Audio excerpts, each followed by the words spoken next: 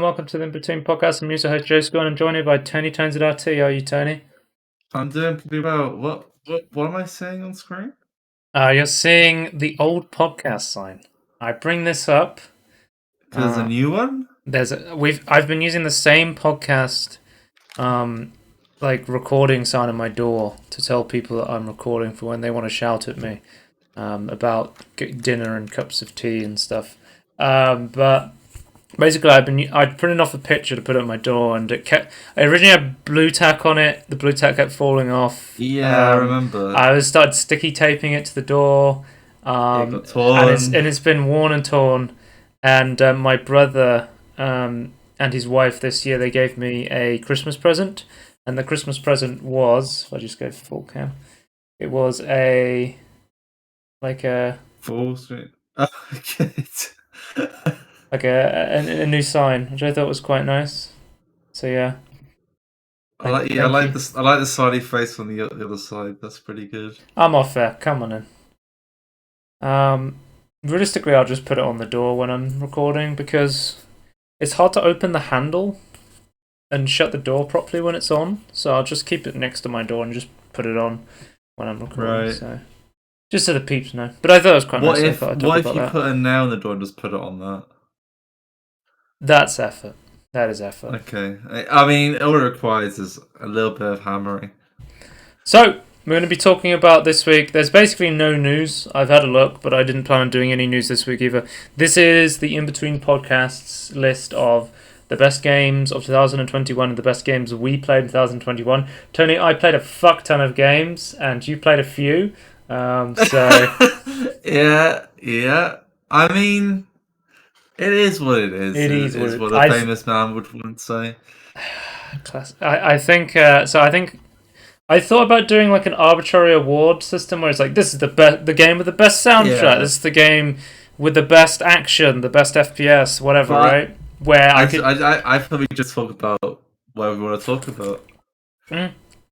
But I would only be doing that to give an excuse to talk about a game I really wanted to talk about. So yeah, rather than doing an excuse for that, why not just talk about all the games I want to talk about? So I have put them up into slight categories just to break them up a little bit. So they'll be broken up into single player, multiplayer, and VR. But apart from that, just everything I've played that came out this year. Yeah, I feel like splitting into like I guess it's like there's none on here, but I feel like I could see 4 categories, like the 3 you said, and like maybe like an experience, like it was sort of like a proper game, but like that Matrix game.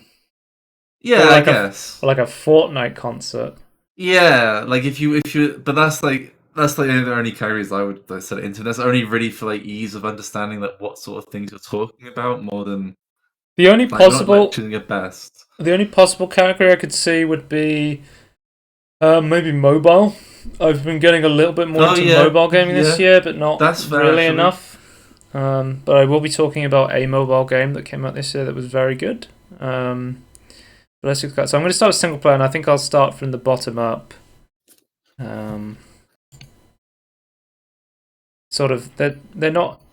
I don't think I have like a sort of like in stone set order, but I have ones that I want to talk about more than others. So let's start with one we've already talked about on the podcast. Because some of these games I played right at the end of the year, so there's no Spotlight or Tangerine on them, and I'll go more in depth into those, and then there'll be ones where I've talked about them in Tangerine and Spotlight and stuff.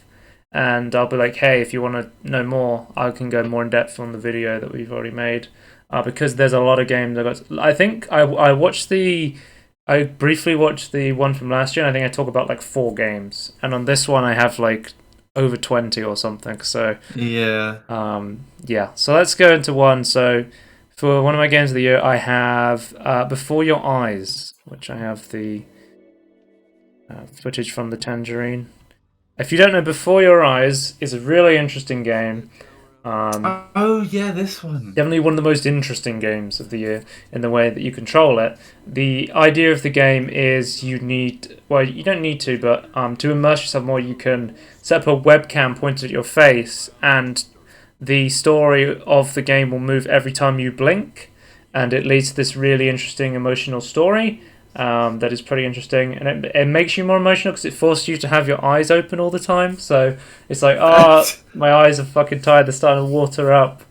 But yeah, this game was really, really cool. I think one of the more interesting experiences I had this year. So I'd recommend anyone just going completely blind and just try Before Your Eyes. And if you want to know more about it, check out our Tangerine on it.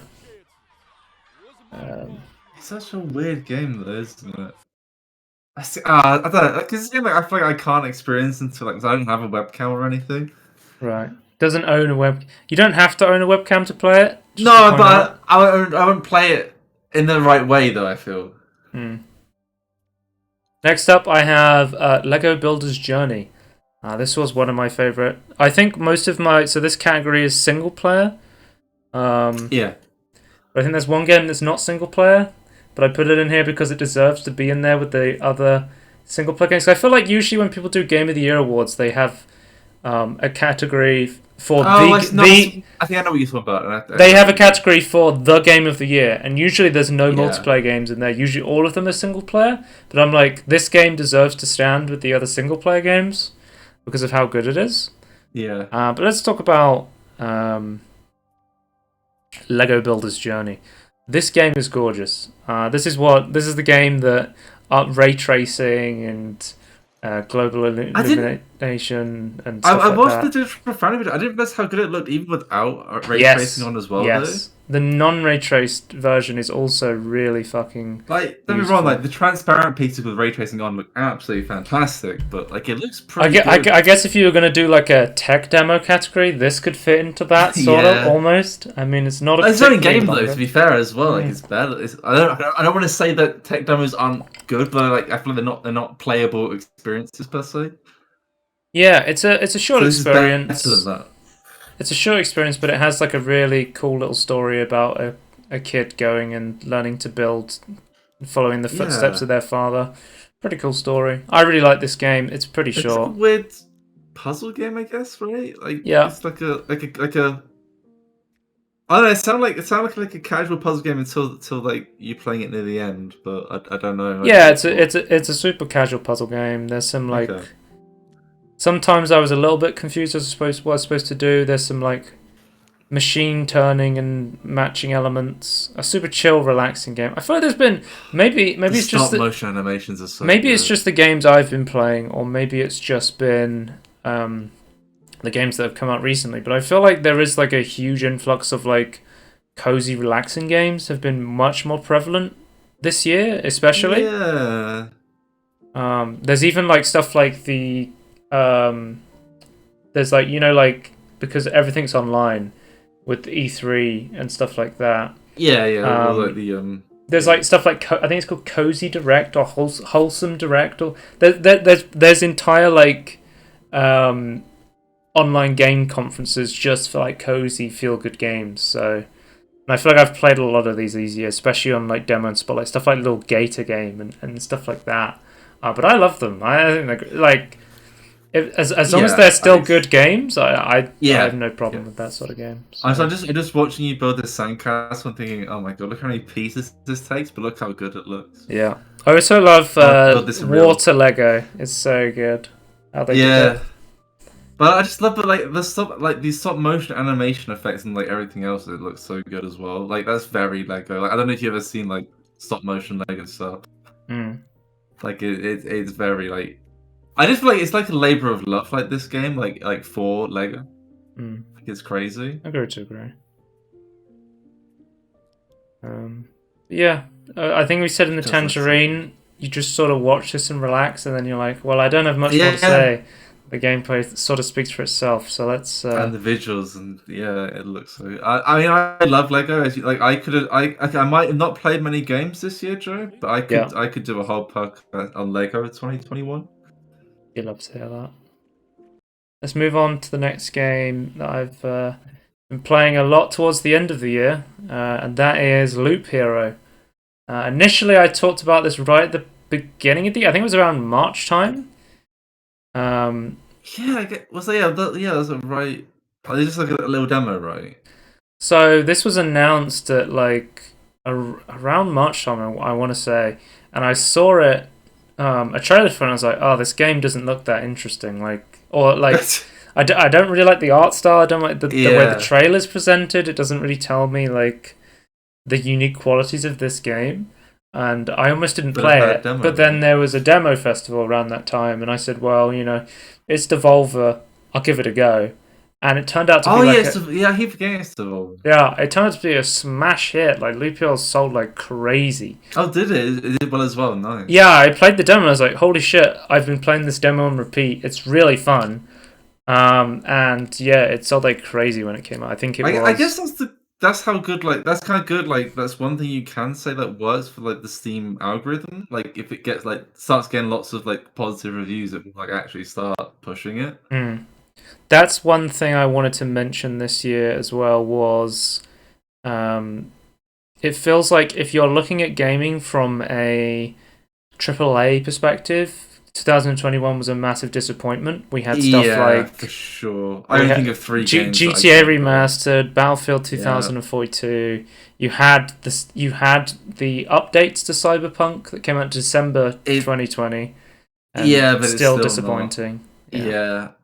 I'd say like there's only like 3 AAA games that came out this year that was even so I think if people went, oh, no good game came out in 2021 and you were like, you only looked at the big games, then I could see how you could see that. But indie gaming has been indie gaming and smaller developers, people like Haze Light Games, like Just Fast, like Tim Schafer's Psychonaut, stuff like that. Like the smaller studios have been carrying gaming this year, and there's some really good stuff.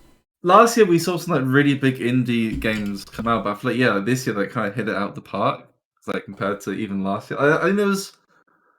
I really liked Hades, and like to me, there's like nothing like as big as Hades, but that's kind of unfair because Hades is so fucking good.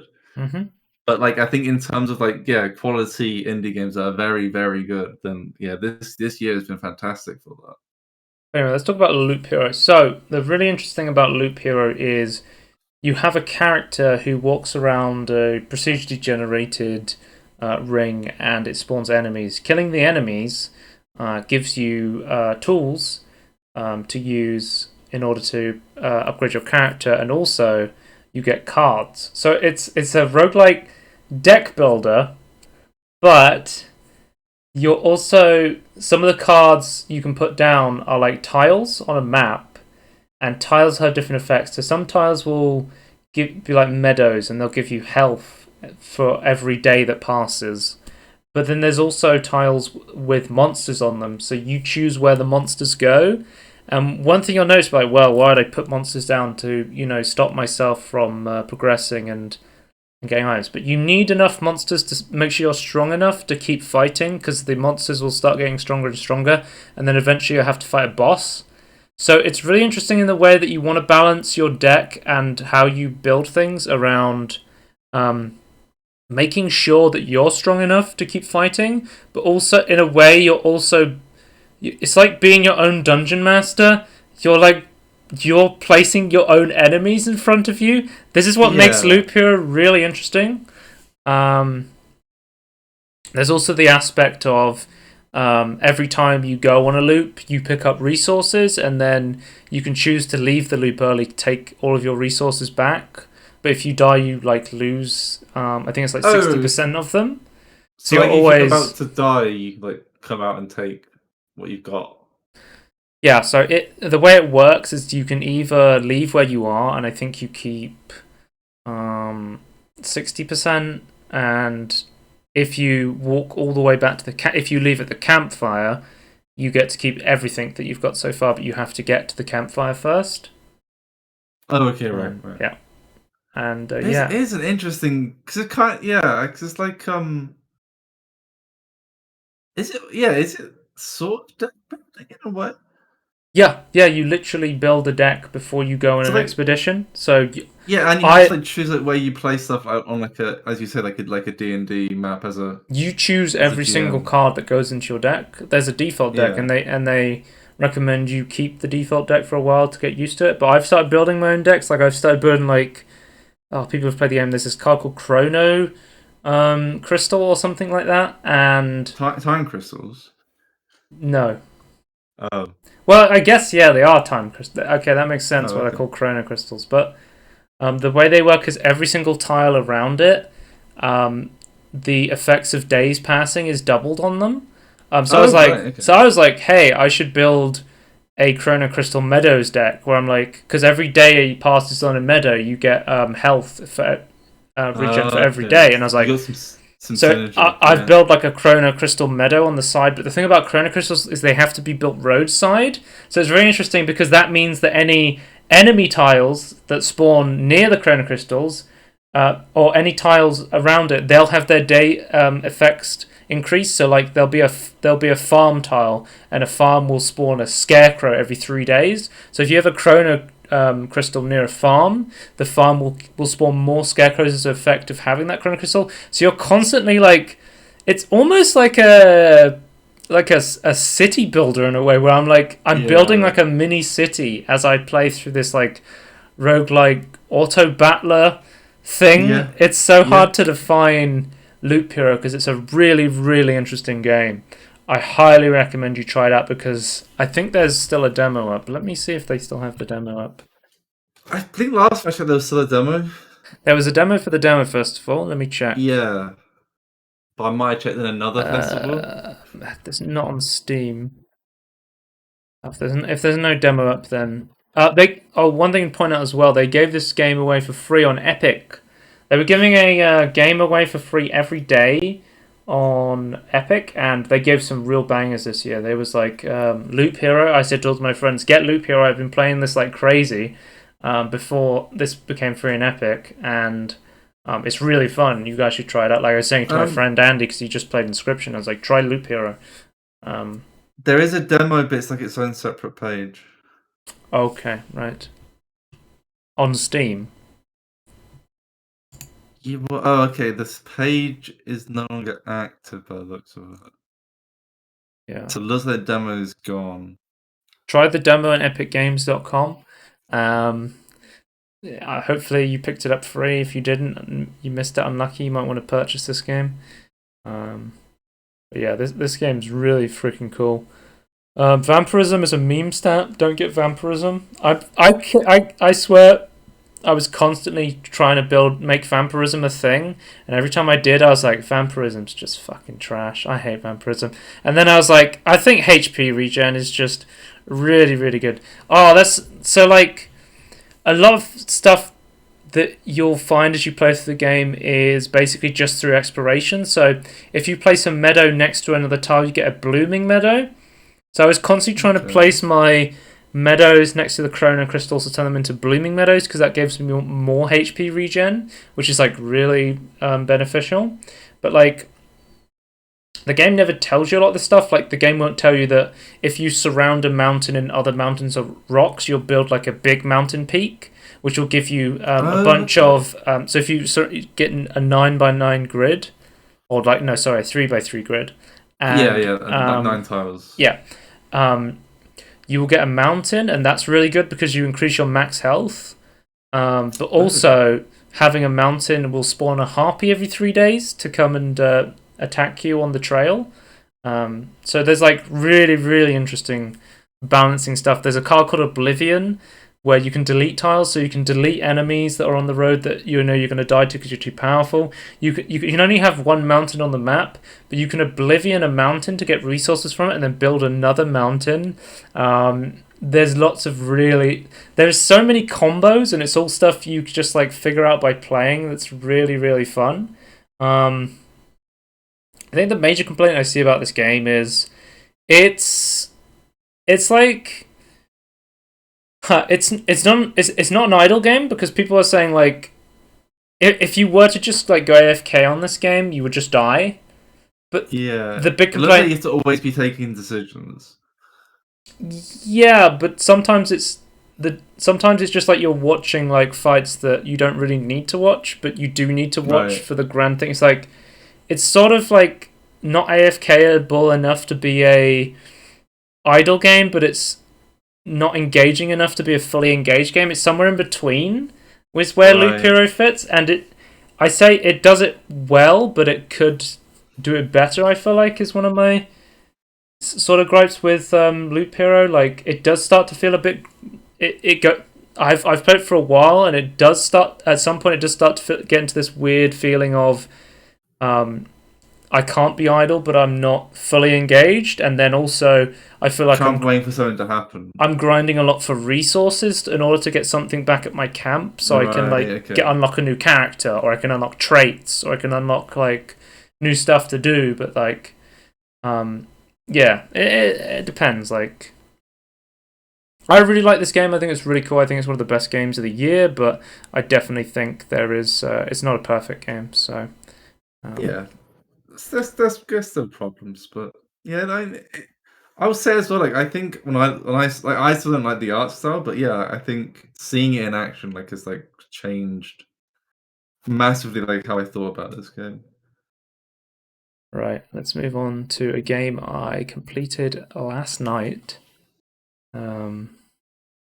which is like this is in the category of surprise indie game that no one's gonna have heard of this because it's an amazing game, but probably nobody's played it.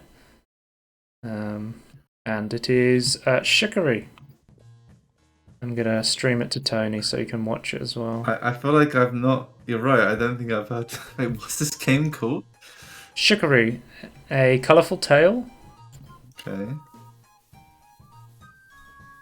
I'm streaming it to you on Discord. Yeah. So Chicory is a. What's the best way to describe Chicory? I've been told it's like Zelda, and I think that's probably good. I always seem to play these games that are like Zelda Metroidvania games, and I'm like, oh, that would be really cool to describe it that way, except I've never played Metroid or Zelda, so I feel like I can never describe it that way because I haven't played those games. So, but I seem to like games like that. The basic idea is there's a magical paintbrush that is owned by a wielder called Chicory, and she paints everything to give it color. But one day, all of the color in the world disappears, and the idea is you're the janitor for the wielder, and you find the magic paintbrush, and you go around and you start repainting the world. And it's this game about exploration, puzzle solving dungeons. Like a cutesy little RPG sort of game, like puzzle design similar to like Zelda sort of thing, and it's really really fun. I think I have about 17 hours of completing in this game. I love the painting in this game. The painting is one of the best parts of the game. As someone who doesn't really do any art or anything, I found myself constantly just painting things for the fun of it. Like I would go back to places I'd visited and then paint them certain colors or give like a theme to certain areas of the map by painting them to be like, hey, this area is green. I know. Oh, the Supper Woods. That's the orange area of the map because I painted it orange. Like you sort of you sort of design your own maps as you go around. But yeah, I would say about this game, like, it's pretty slow. I'd say the first couple of hours is pretty slow.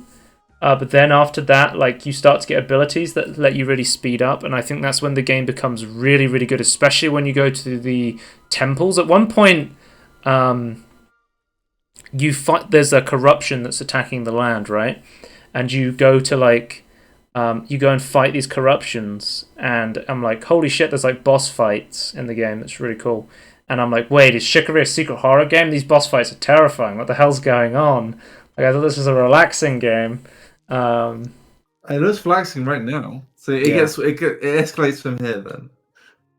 It's not. I'm joking about it being a secret horror game, but the bosses are like a little bit creepy. They're not like scary. A kid could still play this game. It's sort of like that, element where some kids' game have like, evil, creepy bosses. But I guess my question then is, how did the bosses work then? So I don't think I have footage here, but essentially the bosses, they're like giant eyes, and then you have to like attack them with your paintbrush by like clicking on them. and then different bosses will have different mechanics where you have to run around and avoid their attacks. Certain bosses will be like a reflection of you, and then you'll have to like paint your paintbrush backwards to hit the mirrored version of yourself and stuff like that. A lot of like the subjects in this game are about overcoming like imposter syndrome, anxiety, fear, doubting yourself, stuff like that. It's really interesting because the game's literally called Chicory: A Colorful Tale, but you're not Chicory. Your character's not Chicory. Okay. Nice. It literally asks you what like Zelda. Yeah, there it is. He's made the connection. Yeah. A lot of the stuff in the beginning is you go around and talk to characters and like, hey, can you paint my house? There's no color. Oh, I didn't like it painted like that. Paint it a different color. But then, like, it genuinely evolves into some of the best puzzle design I've seen in a game in a long time. Like, you can paint plants and then the plants will get out of your way, or you can paint plants and they'll move in certain ways, and it turns into these big, like, long puzzles that are perfectly designed for me because they're not so hard that I struggle with them, but they're not so easy that I just breeze through them. They're like perfect difficulty in my opinion. So because like great for children to play though. Because you know how I am with puzzles. Like I feel like there's such a big gap between a good puzzle and or like most puzzle design. Where... Is this the guy doesn't like the color? No. Oh, this one's okay. She's just like, oh, could you maybe paint different? There's another guy who's just like, oh, I don't like this color. Paint it this color. Paint it this color. Fuck you, basically. Right. But it starts off really slow, but then as you beat bosses, your relationship with the brush improves, basically meaning you get more abilities. At the beginning, I was like painting everything manually, like trying to fill in all the white. But then I got a brush that gave me basically a fill bucket, which was quite cool. So I could actually like fill in areas and then start to paint stuff individually. And you'll get abilities like, because that becomes really interesting because you want to paint everywhere. Because eventually you basically the kids from Splatoon, because you can swim in paint at one point. So you can like swim around, and then like there's a. I don't know how much I want to spoil, but there's a section where like you can explore more of the map because of your relationship with the brush. You can start to like go up walls and stuff like that. Like that's cool. You can see this is like a really simple. It's very puzzle. Zelda-like. Yeah. Someone's lost their kids. That's one of the collectibles in the game, is finding all of this lost mama's kids. They're all over the map, hiding in like trees and bushes, which I thought was quite cool. There's a cameo. This is a kid. There's a cameo from the Frog Detective, another like indie little like a cute game. Like the actual Frog Detective, he's credited in the credits. Okay, right. Which I thought was pretty cool.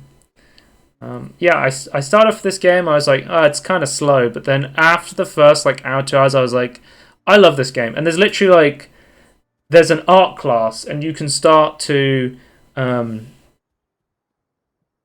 You can start to make your own paintings to learn new techniques, and I think I posted it in the chat. Let me see if I can pull it up. I think you can make GIFs of your paintings, and I was I was noticing as I was painting more and more. I think I was improving in painting, in my opinion. Let me pull one up. Like this is one of my paintings. You have to remaster classic, so it shows you an image, and then you have to repaint it yourself, and this is what I painted. It's hard to do detailing because the smallest paintbrush size is quite big. Right. But that's what I was able to come up with. But I was like, from my earlier pictures, that's a masterpiece. So okay. Also, I did this painting. You can see the reference image here of what I was painting from. This is another. What do you think of this one? Wait, what even is the reference image though? It's just some art. One of the artists, one of the paintbrush wielders drew. But so you put your own color into this then? Yeah, because all of the colors gone from the world, so the originals don't have the color. So I have to come up with the colors. Yeah, that's cool. But this game taught me to love painting again, just for the fun of painting. Yeah, I really love Chicory. I think give it a little bit of time, and I think you will love it too. I think it is one of the best games of the year, and you've probably not heard of it because I think it's a smaller indie game with like you find this a lot where these smaller indie games, they don't have like the big like press talking about them, Yeah. but then you go into their store page and they're just like overwhelmingly positive, like people fucking love this game, sort of thing. So there's a lot of people bought this game on Steam though. It has 1,000 reviews and it's overwhelmingly positive. So that's pretty good. Yeah. But yeah, I cannot recommend Chicory: A Colorful Tale enough. Definitely one of the best games of the year, and make sure to check it out because it is really cool. Let's move on to the next one, which is one I haven't talked about on a Tangerine either. That is Everhood. This is another indie gem that no one's probably heard about, even though it's one of the best games of the year. Okay. So, the idea of Everhood is... How do I describe it quickly? I've never played Undertale, but if I had, I would say it's like Undertale if it was like a rhythm game on LSD. That's the best way to describe it. Groove to music-based battles. A 5 to 6 hour journey with many twists and turns. I can confirm, I think it took me about 6 hours to complete the game. A really, really fun game. This is one of those games, I'm also going to be talking about another game which I did Tangerine on the air. This is one of those games where if I watch gameplay, I immediately want to play it because the gameplay is so fucking fun. And you'll understand when you see the gameplay, like, just how, like, fun it looks like. I remember, so the only reason I know about this game, and if you know about this, the streamer Soda Poppin', he has a show on Saturdays called Shit Show Saturday, right? Right. And basically, he's played a lot of games at this point. He's like a variety streamer, so he just, as soon as a game comes out, he plays it. He plays tons and tons of games, but he has this thing called Shit Show Saturday where he literally just plays everything that comes out on Steam. If something gets released on Steam, he plays it. So, like, usually the quality of the games are pretty low because, you know, playing just everything that comes out on Steam, you know, you're going to get some trash in it. But then you'll find some really good games. And I was watching him on Twitch, and I was watching him play this game, and I was watching him play Everhood. And I'd never heard of it. I was like, I immediately watched him do the, like, rhythm-based battles, and I was like, man, that looks really engaging. And then I watched a bit more of him play and, like, the story and stuff, and I was like, holy shit, the story and the characters are really interesting. I have to immediately stop watching this stream now so I can play this game myself because this looks really cool. That was that good. Yeah. So you sort of wake up and you have no idea what's going on. This frog sort of gives you the tutorial. So you go left, right, and jump.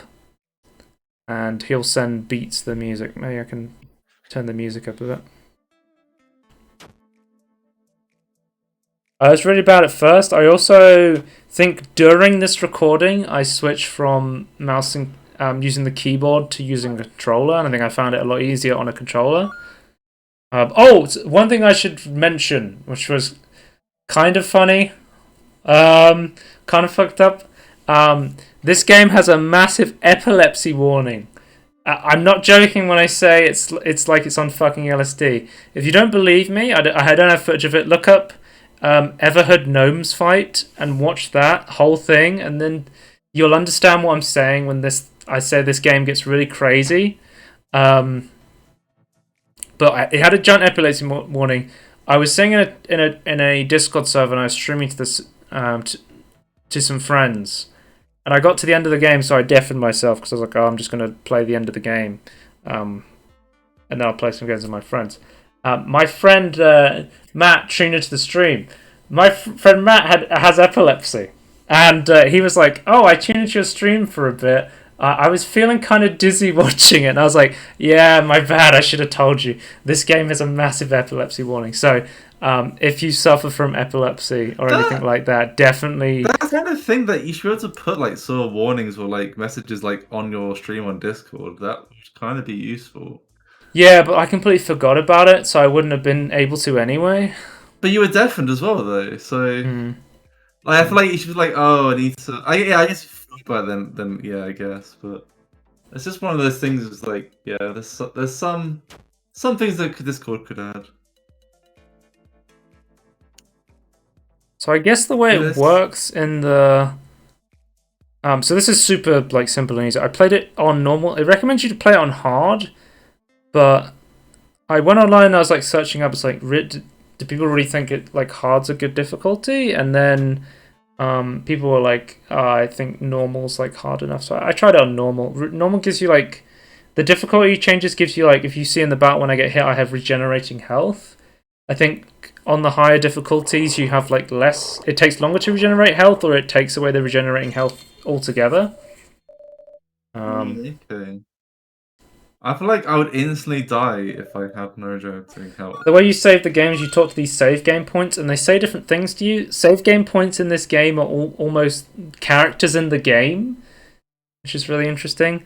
So the basic premise is you are a wooden red doll, and your right arm's been stolen by this little blue gnome. So you're chasing after him to see what the fuck's going on, because you've completely forgot your memory, so you have no idea what's going on. And he's gone up here, and he's gone into the club, but I don't have any schmucks, so I need to go to the ATM machine to get some schmucks. What? Okay. Yep. Automated terror machine, the ATM. Okay, I see. In order to get schmucks, you must insert your soul. So now, immediately, Tony, I'm having a rhythm battle with the ATM machine in order to get schmucks out of it. And there's some real banging tunes in this game. I love this tune. So yeah, very, very, very Undertale in concept. Yes, then, but minus some of the other special things that Undertale does, but like in its own space. No, it does some interesting special things. Oh, I don't want to talk about too much because of spoilers. It doesn't sound like it's the same as what Undertale does, which is fine. Like there's multiple endings to this game as well, and there's lots of secrets to unlock, which is pretty interesting. This ATM looks massively more difficult than Kermit the Frog.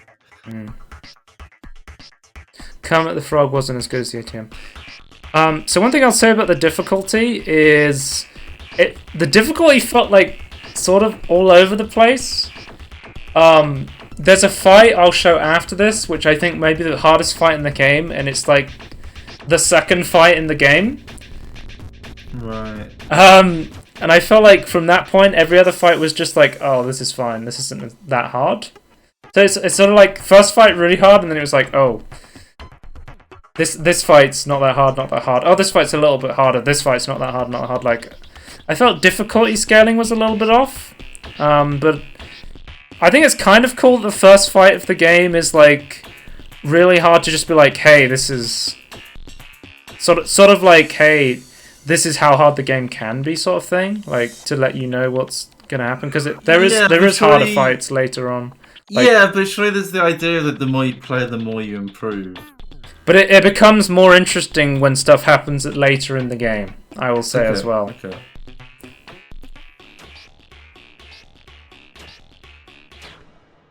This is me being really bad, so I've got to skip this. Oh, one thing I would be. I was like watching someone else play it, like Soda, and I was like, oh, I could do that. It looks really easy. And then I play it, and I'm like, oh shit, I've got no rhythm. Yeah. One thing I wish I knew early in the game was if you move to the side and jump, you can do like a dodge roll move, and dodge rolling is really, really useful in this game. Like dodge rolling is like one of the moves. Oh, maybe the frog tells you. Maybe I wasn't paying attention. I didn't see it. Maybe it's a tip. But yeah, maybe. I'm getting my schmucks, Danny. No schmucks currency is available. Please receive a complimentary schmucks token. So I get into the club, and there's your items. I'm just going around talking to the characters, and then Oh, here's a great character, Nosferatu. And every time he talks to you, he sneezes on you. Sorry. Because he's Nosferatu. And I was like walking around, and then I accidentally bump into this guy and knock over his drink, and that starts another fight. It was a $2 million fight. Zig is a real fucking dick. I hate this guy.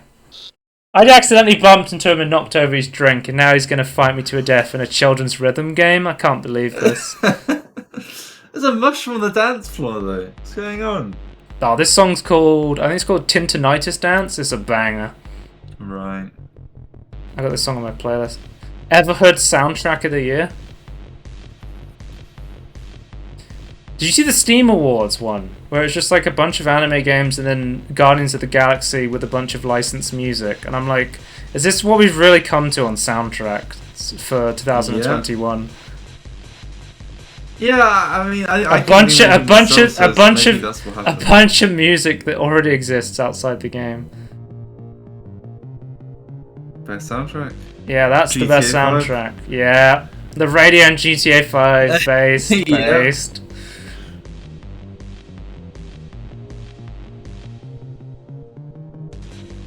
This guy's got some he's got some sass, but he's also he's got some style.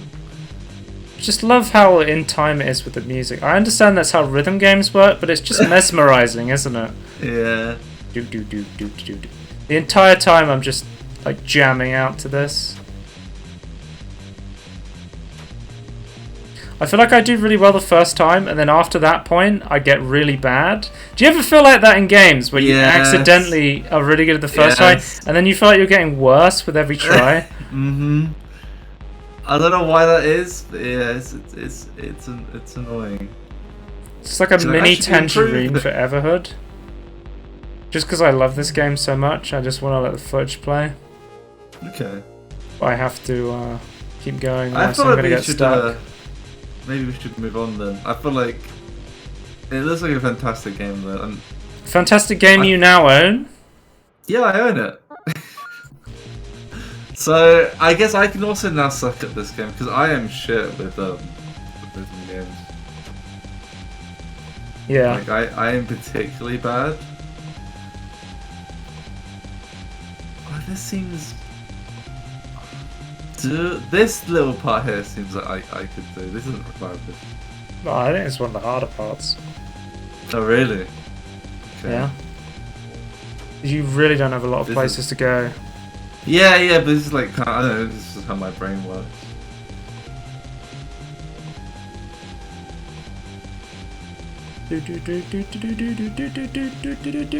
Everhood, best soundtrack of the year, guys. You love to hear it. The Tintinitis Dance. It should have won the award. Yeah, but again, Tony, it's a game that has 6,000 overwhelmingly positive good reviews on Steam, but I haven't heard a single person talk about Everhood. Not a single person. And it's a fucking crime because this game is legit so good. It's one of the it's one of the best action games. Like literally watching this footage back, I'm like, damn, I want to play this game again. It's really fun. It's really fucking fun. It's weird how games like Undertale gets like this massive hype and then like a similar game but with rhythm doesn't. Kind of interesting. I don't know what the reason is behind that. But I'm gonna say though, like if they've got 6,000 reviews, I think they must have sold some units. Yeah. Anyway, he's exhausted. He's dead. It's more than that. He's dead, Jim. He's dead, Jim. Dead, Jim. Okay. I have to move on. I'm contractually obligated to move on by myself. Right. Next up we have... Okay, so Tony, I said there was Everhood. Every time I watch the gameplay, I think about going back and wanting to play it again. There was 2 games this year. The second one, Boomerang X. Every time I watch gameplay of this, I'm like, damn, I want to be playing this game again. It's so fast. It's so fun. It's so engaging. A fantastic action game. I think this one got a lot more press because it had the Devolver advertising push. I have seen some like of the bigger game journalists, people saying this was one of the best like action people FPS game, like I guess it's sort of controversial to call this an FPS game, but it kind of is. It kind of is an FPS game, even though it's like you're throwing a shuriken that you can teleport to.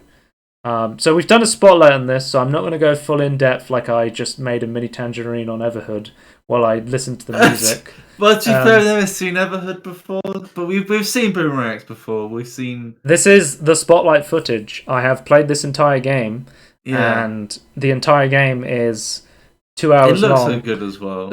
I literally like Boomerang X would be in contention for my #1 game of the year if it wasn't for the fact that it was so short. Like, it's criminally short because I want to play more so much.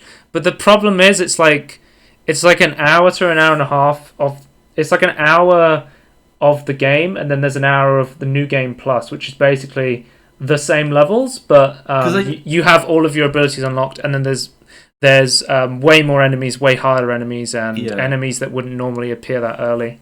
Because you're saying you got to the end of the game, and I defeated the end of level 1. I defeated the boss, and I was like, oh cool, I defeated level 1, and then the game ends, and then you're like, oh fuck, I want to play more.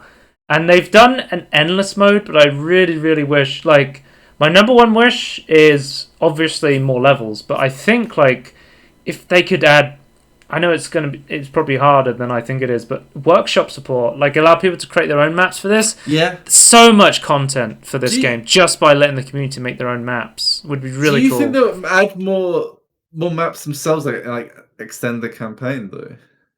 If they wanted to like do an expansion or a DLC, I would definitely be interested in playing this game again. I love this game. It's so fast, it's fun. On Steam. For Boomerang? Yeah. Let's have a look. Like, it's not very many. Let's have a look at Boomerang's Steam page. Oh yeah, there's not a lot. There's 430 games. I think maybe because of how short. The thing is, I've seen a lot of like journalism for Boomerang. Like, I think people know it's a good game, but yeah. But most people know it's how short it is, and like it's like £10 for like 2 hours. Yeah. And that's on sale as well. So, but it's like as the game journalists have said, like it's a fresh take on an arena shooter. Like we've had, you know, the really great stuff like Doom 2016 and Doom Eternal, and we've played the games like, oh, this is how you do like a boomer shooter style arena shooter. It's like, but what if you wanted to make like a super fast paced arena shooter, but you don't, you still have precision aiming and you still have like that high octane movement, but you don't shoot anyone. You have a boomerang that is also a shuriken. Or I feel like if I say shuriken, Dave's going to be like, actually, that's a shitai. It's an ancient Japanese weapon, or he's going to say something like that. Yeah, but if that's going to happen anyway, just say what you want. Well, actually, that's not a shuriken. That's actually a I don't know. I will say shuriken's overrated in media. That's all I'm going to say. They're not these like super powerful weapons that some films and games make it out to be. Yeah, so Boomerang X is an amazing game, and my only complaint about it is there's not enough of it, which is really sad to see, because if there was more of it, then I would say it's probably my game of the year, because I fucking love this game. Demos that are longer, which is what's really unfortunate, right? Have we played a 2-hour demo? Yeah. A very good 2-hour demo at that. What was that? Oh, I don't want to spoil it. You don't want to spoil it? Yeah. I don't know what you're talking about. So that's fine. Don't worry. Are we? Is it on the list of games? Are we going to talk about it? I believe it is. DM me what you're talking about, because I honestly don't know. Yeah, it's on the list. It's in honourable spotlights. Oh, okay. Yeah. Now I know. Now I know what you're talking about. Yes. We have literally done a longer one. I said that. Like, we even recorded it. Yeah. We even got a special guest for that. I don't remember. I want to talk about that at the time. That was insane. Special guest live in a spotlight. You love to see it. It's never been done before. I have to keep going, Tony. I'm running out of time. Okay, next I up we have. It's good to go. I'm still on single player. I'm still. Okay, this was not a full game release, but this was a DLC release for the Outer Wilds. But it's so good and it has so much content. It's almost like a standalone game almost. I feel like we shouldn't bar a DLC. That's what I'm going to say. Outer Wilds Echoes of the Eye DLC. It's really fucking cool, and I can't tell you anything about it because it's a really fucking cool game. The less you know about it, the better. If you've already played the game and you want to see my opinions on Outer Wilds Echoes of the Eye with spoilers in it, check out our Tangerine on it. It's very creepy. And very it's way spookier than the first game, which I love personally. But yeah, it's really fucking cool, and highly recommend Outer Wilds. And Outer Wilds and the Echoes. Everything of the looks fantastic in it. Yep. So yeah, check more about that. Next up, we have a shocking one for single player games 2021. We have It Takes Two. So I put this here because I think it deserves to stand with the other single player games for Game of the Year because it's just that good of a game. Single player. Do you? That's a controversial opinion. I was just putting it here because Games of the Year's list are usually single player, but I think It Takes Two deserves to be on a list with other single player games, and it literally did win the Game Awards Game of the Year, which I think was pretty cool because we got another speech from Joseph Fares saying "fuck the Oscars." So what a great Joseph Fares! I've got to put that on the meme awards. Fuck the Oscars again. But there's like two multiplayer. Let's say it's like co-op and competitive, right? And I just feel like what single player is can't be competitive. That's kind of I would agree. So that's why I would put co-op and single player as the same thing. Personally wouldn't put co-op, but I do agree there's a difference between competitive multiplayer and co-op multiplayer. Yeah. But I don't really see I don't know. I guess there's some co-op experience where it doesn't make sense to put it in the same. I'll say that. So we've been building up. I feel like it can. We've been building up the list, and we got to the top of the list. It Takes Two is the best co-op game I've ever played. It is fantastic. It is about 12 hours long. I kept going, when is the game going to end? Because it's such high quality, there's no way they could keep this going. Like a Boomerang X. I thought it was going to be okay, 2 hours of the best content I've ever played, and then they pull the rug out from it's finished. No. Or it goes downhill and it sucks or something. It's fully loaded and it's completely action packed, and it's not just the same thing over and over again. It is the game is constantly shifting what you're doing, the puzzles that you're doing, the way you control your characters, endless mini games, loads of fun. You want to hear more about it? Check out our Tangerine on the It Takes Two. Fantastic game, not just an amazing because it's not just the best co-op game, just one of the best games of the year. It Takes Two is really fucking cool. And I believe I said this was my nomination for the Steam Awards Game of the Year. And you may be going, well, Joe, you said It Takes Two was your Game of the Year. So what else could there be now? Well, there was one game. Played afterwards. There was a game I hadn't played yet. That game was a game I've actually talked about this year, playing the demo. It was Inscription. Now, I'm going to show gameplay footage of Casey's mod, which is... So I literally completed the game, and then 2 days later, Daniel Mullins puts up a post going, oh yeah, I've made a mod that turns Act 1 of the game into an endless roguelike deck builder like Slay the Spire, right. And I was like, oh, okay, I'm going to play this. I'm going to get some more footage of it, of just me playing this for the podcast, so... The way it works, it's basically Act 1 again, so it's the roguelike deck builder with in the cabin. There's now you can now put challenges on, and what the challenges do is there'll be one where you get one less item in your backpack, or you get pelts cost more money to buy, or stuff like that. And if you complete the run with the modifiers, then you scrolls from Halo. Yeah, If you are, it's basically it's literally called. To get the beta, you literally type Ascension mode into the Steam beta codes, because it's essentially Ascension mode from Slay the Spire. If you complete a run with the if you complete a run with the modifiers, you unlock new cards, and then I think you unlock more like devlog stuff, where you unlock more story stuff of Inscription, which is cool to see, because Inscription has one of the most interesting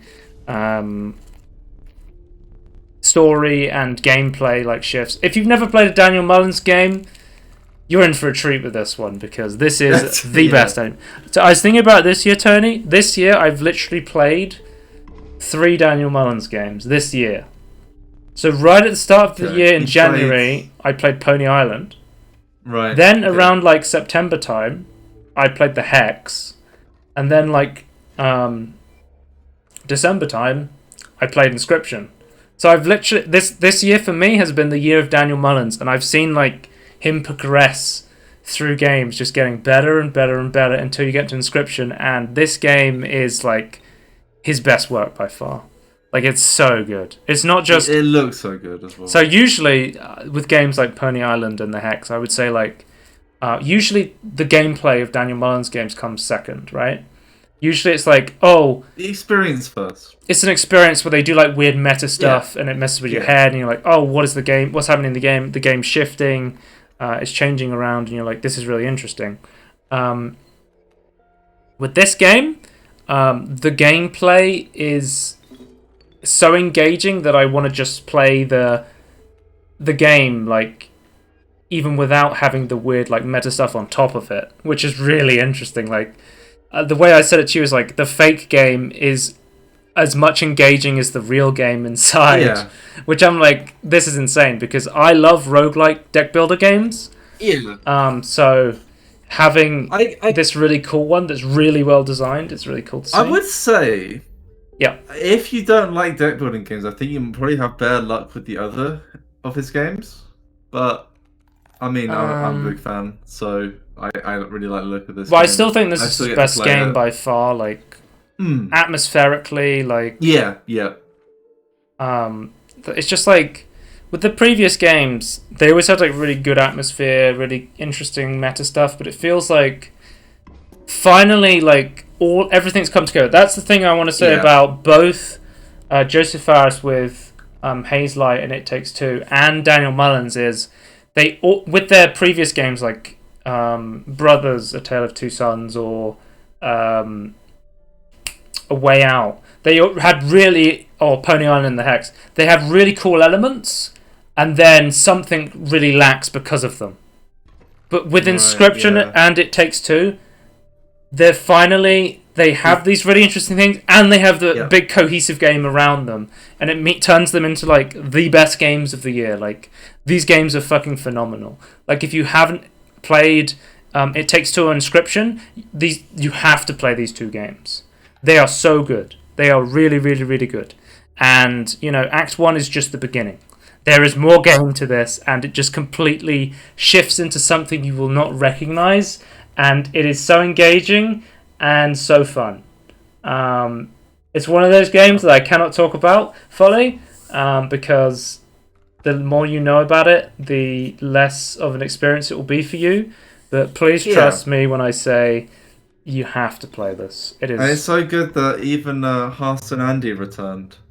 Hearthstone, literally, I think I started playing it a couple of days. I think Andy said he saw me playing it. He's like, oh, I remember this game. It looks really fun. I'm going to play this. And he played it. And he fucking loved it. So he's 100% completed it now, hasn't he? Yes, he 100% completed the game, which I was like, if that's not an endorsement, just somebody was like, oh, what's this Inscription game? And then they started playing it, and then they 100% completed it. Highly recommend Inscription. It is so fun. Yeah, it looks fantastic. So that's the best single player experience, then, is what you're saying. And it's only taken us an hour to get through it. You'll love to see it.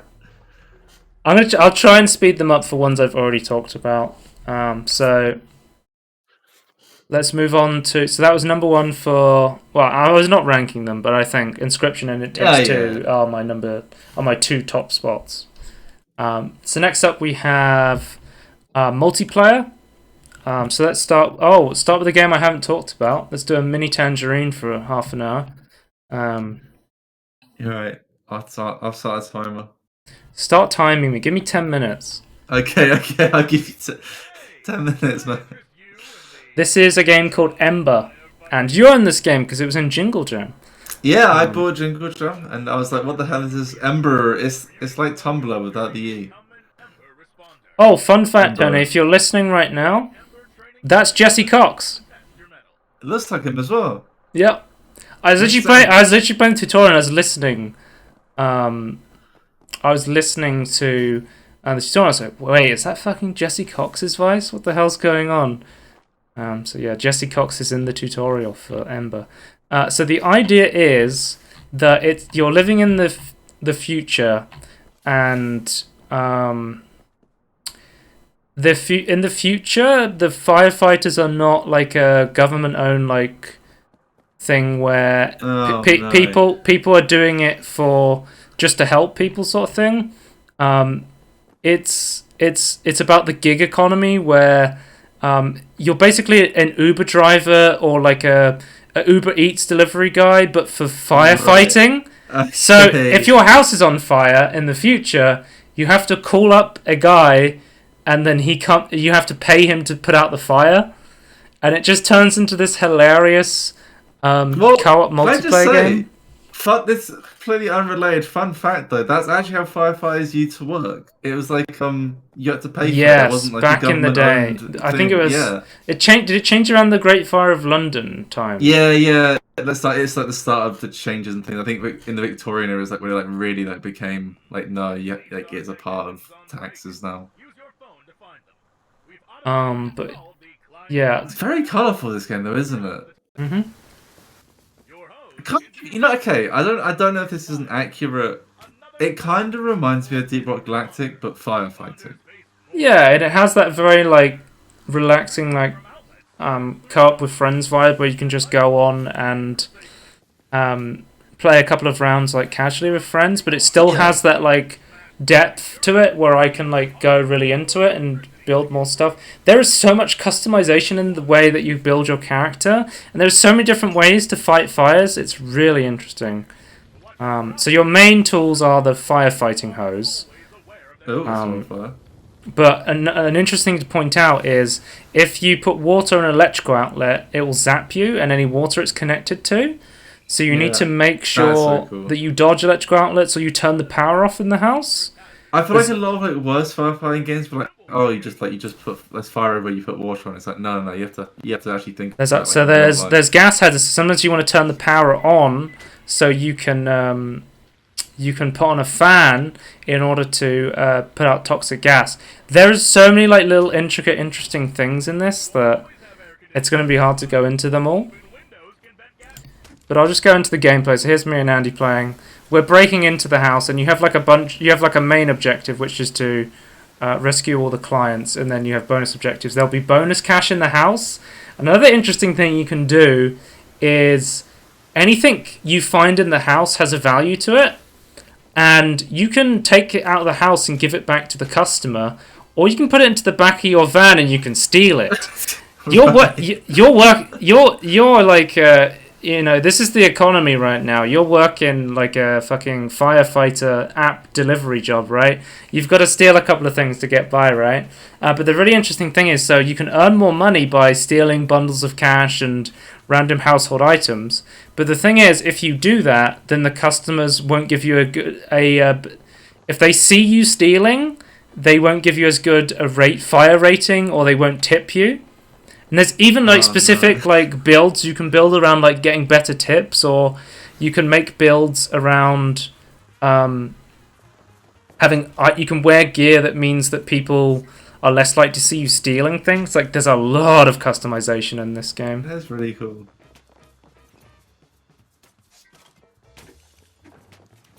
So you need to pick up your clients, and then you want to if they hit the mattress, they're fine. As long as they touch something soft, you find you can get trampolines to throw down to throw them out of giant roofs. What they don't really seem to care about the fire though. Are they just like? So you can connect power outlets to power things. So we've powered up this safe so we can get a stack of cash. That's okay. Then we put it in the back of our van to salvage it. So we might not get that 5-star rating because we're stealing cash from the clients. They don't know it's theirs. Well, that person seems to care. So there's like people who do care about the fire and people who are just seem to be going about their own business without the fire. What's up with that? Is that just like personalities of the NPCs?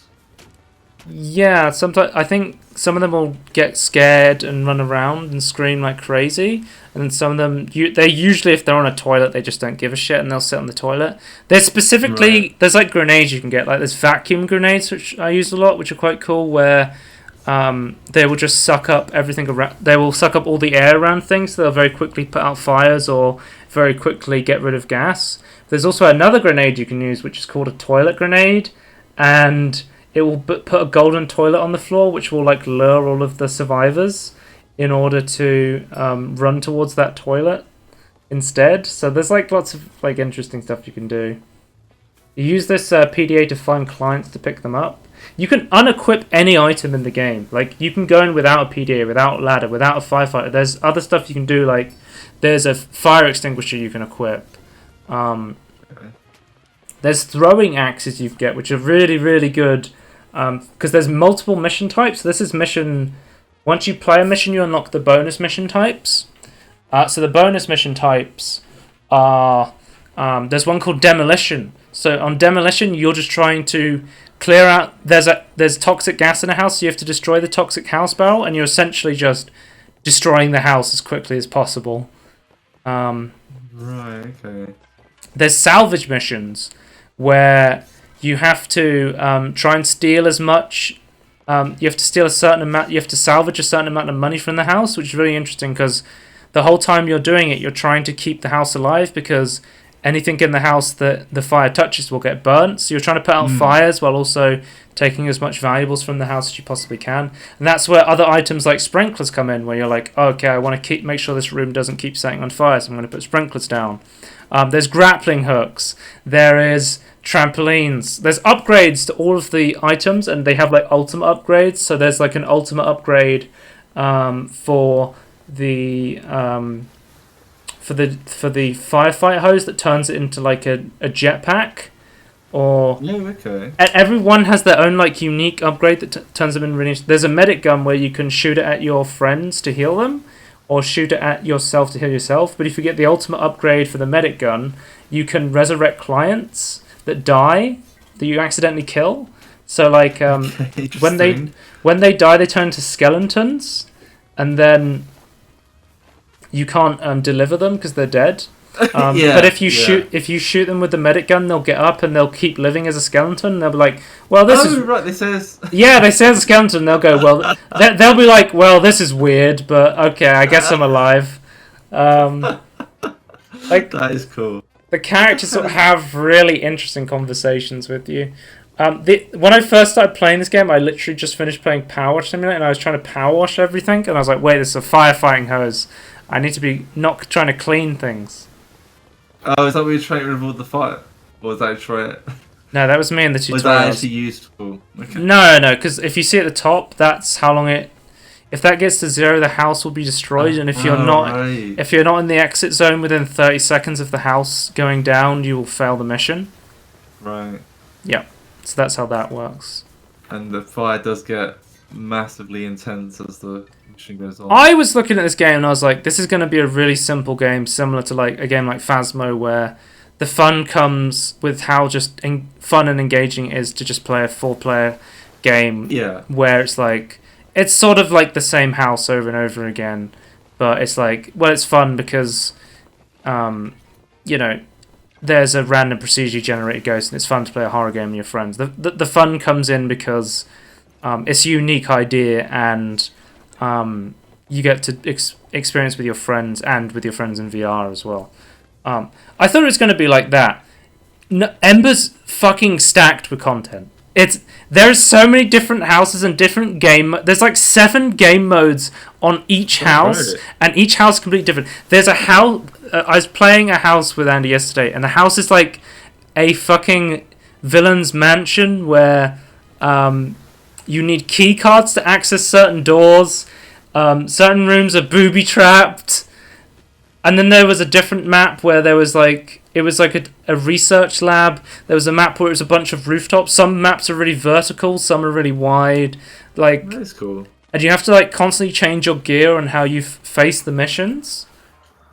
Okay. So there is like a ton of because I feel like this looks to me much better than something like Phasmo like already. Like on this one single map.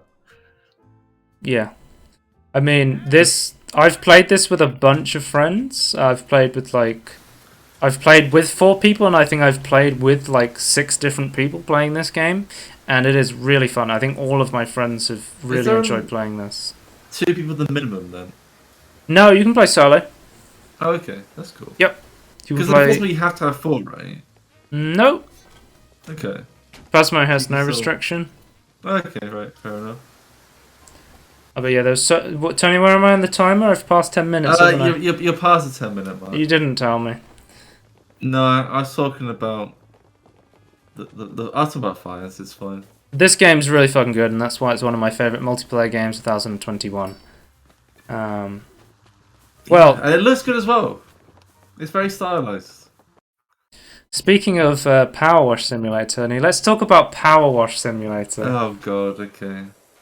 I feel like you've got some preconceived beef with this game. Oh right, with the developer. Yeah, well, me and the developer go way back, and we've got pre-existing beef, so I'm obligated not to like any game they make.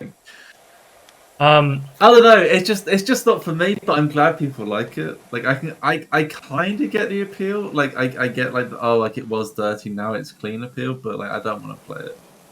So, Power Wash Simulator is a game.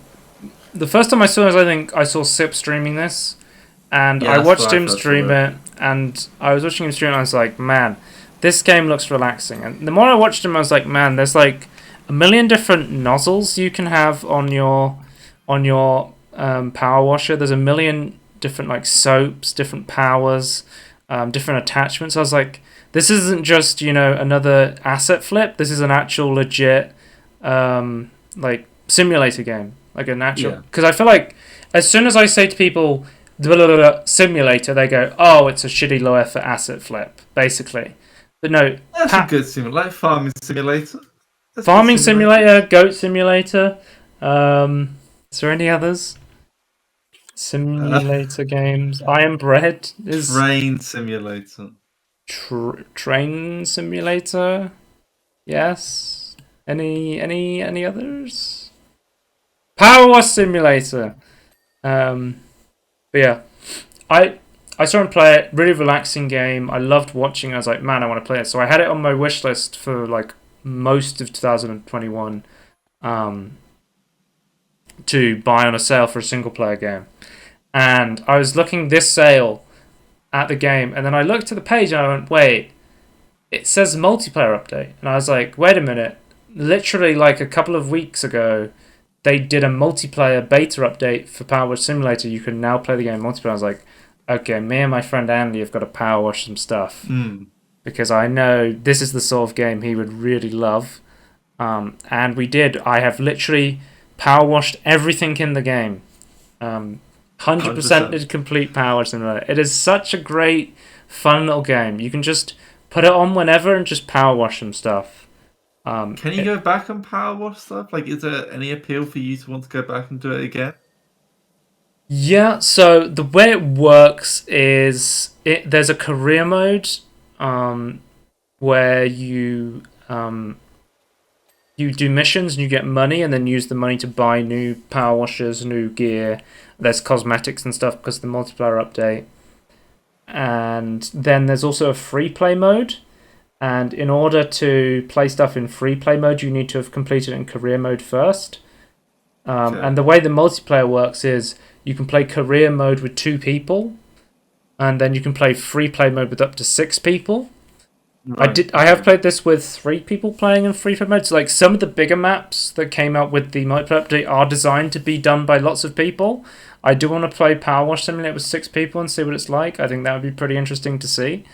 Yeah, Power Wash Simulator is really fucking relaxing.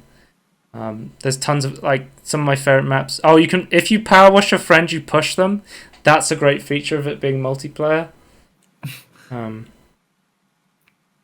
Like It is a good feature. I think this would have been a good single player game, but the way I play games a lot in multiplayer. Also, I want to talk about the story of Power Wash Simulator is actually really engaging. You constantly get these texts from the people you're working for, and they're usually fucking hilarious. And there's also like this weird plot going on where cats keep going missing from the village, and people think it's got something to do with the mayor, and nobody's really sure what's going on. But there's like, yeah, just reading the text messages on Power Wash Simulator has a better story than most of the AAA games that came out this year. So yeah, that's true. I can't tell if it's the state of gaming or if Power Wash Simulator is just really fucking good, but I think this is genuinely one of the best games of 2021. It's really relaxing. It's really engaging. I love doing like the small intricate stuff. I love doing stuff like the firefighting station stuff. I love writing stuff on walls and then power washing it off. That's always fun. There's nothing rude ever written on you would never draw a penis on a wall. You would never draw a penis on a wall and then pressure wash it off. I don't know if I feel like I wouldn't do that. Oh, just power washing an old barbecue up. That's what you love to see.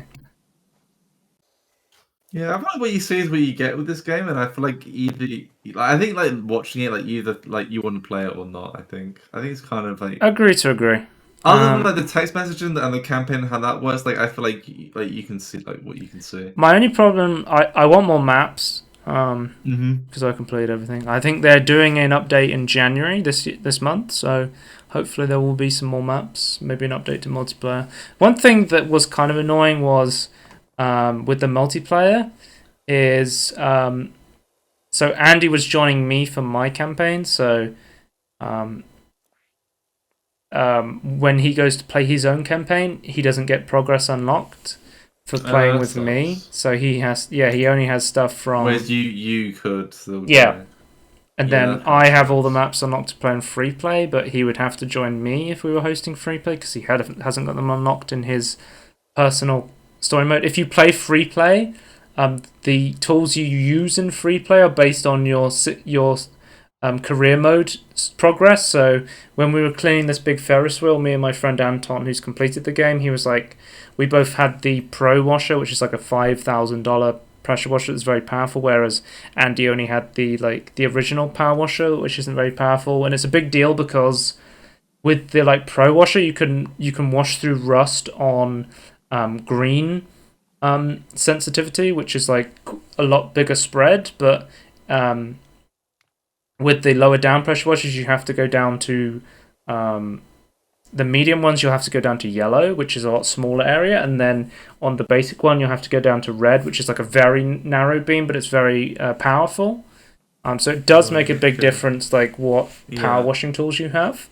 And I wish there was more like ways for you both to progress while playing together. Which I would like to see. But it's. I was talking about this with my friend Edward playing. It's like Viscera Cleanup Detail is one of those games where it's about cleaning stuff and cleaning stuff being relaxing, but it's cleaning stuff and being relaxing, but also trying to troll the fuck out of you constantly by making it so constantly, like every time you get a bucket, it'll have a random chance for a human corpse to come out of it and ruin your day, and it makes it really easy to knock stuff over. Whereas I keep wanting to call it Power Wash Simulator because someone on the text message points out that unless you add heat to a pressure washer, it's not a power washer or something like that. Like the differences between power washer and pressure washing. What was I saying? Power Simulator is not going to troll you like Visceral Clean Dirt. It is relaxing for the sake of being relaxing. It is a very chill. It's not like going to be like a rubbish truck, like like dump trash onto the car you Yeah. were cleaning or something. Yeah. And there's no way to... I feel like there could be challenge maps like that. And that sounds actually more interesting to me, but that's just me. There is challenge maps you can play in single player where instead of it being a relaxing mode with unlimited water, there is a challenge where you have to complete a pressure wash in a certain amount of time, and there's one for completing a pressure wash with a limited amount of water, which I think is quite interesting. There's also a special power wash where you get to wash the Mars rover, which I think is really cool. You get to go on Mars and pressure wash stuff. You're on Mars? Yeah. You get to see Martians. I'm not sure if you're wasting water pressure washing something on Mars. There's already water on Mars, Tony. I've seen it. So. Right. I wouldn't be wasting it. That's what I'm going to say. Yeah, so this thing was something else I wanted to say about this game. I'm just very relaxed right now. We're at the minute mark again for this game. Yes, we are. You love to see it. What did it's going to bother me if I don't remember what I wanted to say. It's a good game. Let's move on, and I'll remember it in 15 minutes. Next up we have another one I haven't talked about. Let's talk about it quickly. Kappa. Escape Simulator. And Tony, another good simulator. The game with simulator in the title. I guess, yeah. I don't think I've ever talked about this game with you, so you're probably like, "What the hell is this?" I've seen a little bit of it, but yeah, I don't know much about this. So the idea of Escape Simulator was there is a bunch of like two like co-op escape rooms where you can play them solo or online, and they're always like of middling quality. There's a bunch of them, like like we've talked about on the podcast. We Were Here, We Were Here Together, stuff like that, where it's just a bunch of escape rooms and it's a separate game. The idea that the person who made this was like, there's usually interactions in the games, but there's like, it's quite shallow sometimes what you can do and what you can interact with. And the idea with this was, I'm going to make it a bunch of escape rooms, and I'm going to make it so you can make anything interact with anything, and you can have as many people as you want. There's a recommended amount of people, but you can literally have, I think, like, 6 people on one map if you want. I think we had like 6 people on a map. And he took all these tools and he built a bunch of escape rooms, and he took those tools and he built a level editor so it has a workshop. So I have played a bunch of custom maps on this game, and the custom game maps are really good. So, which probably means that the editor's good, right? Yeah. My friend Andy personally made a map in the editor, and he said it was good. Put that in perspective, he's also made a map in Golf with Your Friends, so he knows what a terrible map editor looks like. So do I. So I played around a little bit in the map editor, and I can confirm it is infinitely better than the Golf with Your Friends workshop. So the level editor. So I have to see. But yeah, I've played workshop content. It's really good. Just the content that's been made for the game is really cool itself. It's not like really dumb puzzles where it's like, and here's a math equation where I did play one custom map when it was like, to figure out the code of this case, you have to do 20,000 over 6 times sin divided. But I'm just like, I don't want to do a fucking maths puzzle. I just want to. I want to figure stuff out, but I don't want to have to know like advanced algebra or whatever. Yeah. Stuff like that. Like, that stuff's dumb. But I think generally, like, the workshop gets it that, you want to be able to you want to be able to figure out stuff by finding stuff inside the escape room without too much outside knowledge. Yeah, I agree with that. But yeah. There is because that was one thing my friend said when we were getting this. I was like, let's all get this game, because me and a couple of friends were really eager to get it this sale, and they're like, well, it's not on a massive sale. It's on like a 20%. It's like normally £12, but it's now like £10 on the sale. And they were saying, well, why don't we just? I feel like it's one of those games you play it once, and then you wouldn't play again. But then I was pointed out, which I could agree with if it didn't have the workshop support. But then I was like, wait, this game has workshop support, and the workshop support's really good. And they're like, oh, okay, now we should get it, because we won't run out of content. I think that's always a concern with multiplayer games is I don't want to spend a bunch of money in the game, play it once, go through it and be like, well, we're never playing that again. You always do want to think about replayability when it comes to multiplayer games, and because this game has workshop support and it has people making fantastic maps on the workshop, it does have a lot of replayability, and I have played quite a bit of the game. I think I've played more workshop maps than the actual game itself. Like, I have played quite a few of the actual base campaigns, but I think I've played more in the workshop. Just to put it in perspective, like how many workshop maps there are tons. So there's definitely, like, if you get this game, there's a lot of replayability for you and your friends, and it's really fucking fun. I think this is some of the best multiplayer fun I've had this year, so check out Escape Simulator if any of this looks like it interests you. So let's talk about some games we've already talked about so we can wrap this up. Okay. Next up, we have a game I talked about this year, Knockout City, for multiplayer game of the year. Yeah, I almost forgot about. It's probably because all the characters look really fucking weird. It's another one of those games under EA where nobody wants to buy the cosmetics because all the characters look really weird and don't care about cosmetics. This game is really fun, and it has that like Rocket League quality where it's simple to understand but hard to master sort of thing. Like, it has a lot of intricacy to the design. And yeah, just throwing balls around, aren't you? So if you don't know, the basic idea of Knockout City is it's basically dodgeball. You have 2 hit points, and then the basic game mode is the first person to get down, I think it's 10 people, wins the round, and it's a best of 3. But there is a lot of complexity that you don't understand just by being told that. For example, you could fake throw your ball, which is kind of huge because people can catch balls. So you can catch a ball if you catch it at the right time. But if someone throws it, they then fake it, and then you go to catch, and then they throw it because you faked, and you're now stuck in a catching animation, they can hit you. And you're like, okay, that's sort of interesting. And then you realize that your friends can turn into balls, and you can throw them. And then, you can throw them on the air to do like a super special move, curve balls. As you can see here, I'm throwing my friend curveballs, lob balls, different powered balls. The moon ball has like low gravity on it. There's cage balls where you can cage people up and throw them off the map. This game was really fucking fun, and I wanted to play more of it, but I just couldn't convince more friends to get the game. I think that's the biggest issue was. Yeah, you always like. One other person. Me and my friend Andy were like, this is really fun. We want to play like 3v3. We want to get another person to get the game. And we could never just convince someone to get it. I need to talk to my friend me and my friend Charlie, we're constantly playing Rocket League. And I feel like this is the Rocket League players game of the year. Like, it's on that par with like Rocket League, where it's just that game where you can queue up a couple of games, like no sweat, like really relaxed, chill game with a lot of like skill and complexity still to it. Because I think my brother played this game the year, and I think we came to the same idea that it was like a game like Rocket League, where easy to play, hard to master sort of thing.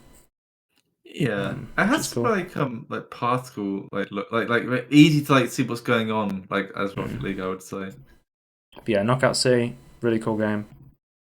Next up we have let's do Halo Infinite. I think one of the successful AAA games.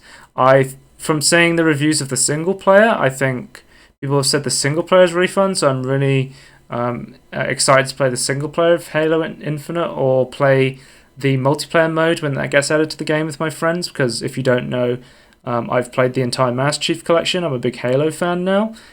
So you weren't before. I always hated that Master Chief dickhead. No, well, I played Halo 3 back on my Xbox 360 when I was like, how long, like 10 years ago now. I think Halo 3 came out. Maybe probably even more. Longer, but yeah. And I was a big fan of Halo 3 back in the day, but I didn't play a lot of them like Reach or 4 or or 1 or 2 or anything like that. And I went back and played in the Master Chief Collection. I was like, holy shit! A lot of the Halo games are really really fun. So it feels like a bit of a end of an era now, where it's like Call of Duty and Halo have free multiplayer modes, which they were always the big blockbuster games that got released and you had to pay to play the multiplayer. But now it's like with Warzone and Halo Infinite multiplayer, now we have like finally some of the biggest multiplayer AAA games have finally gone, okay, people want to play free-to-play games with cosmetics. Yeah. It's a live service that I think actually makes at least some lick of sense, whereas like other live services make no sense to me. Yeah. Whereas like multiplayer games like this, like, I think it makes sense to have like these seasonal things that are like funded. Obviously, like funding doesn't all go into development, but that's not for this podcast.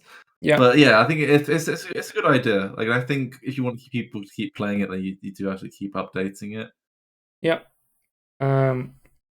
Yeah, I think the gameplay of Halo was really cool. The one thing I said was about the older Halo games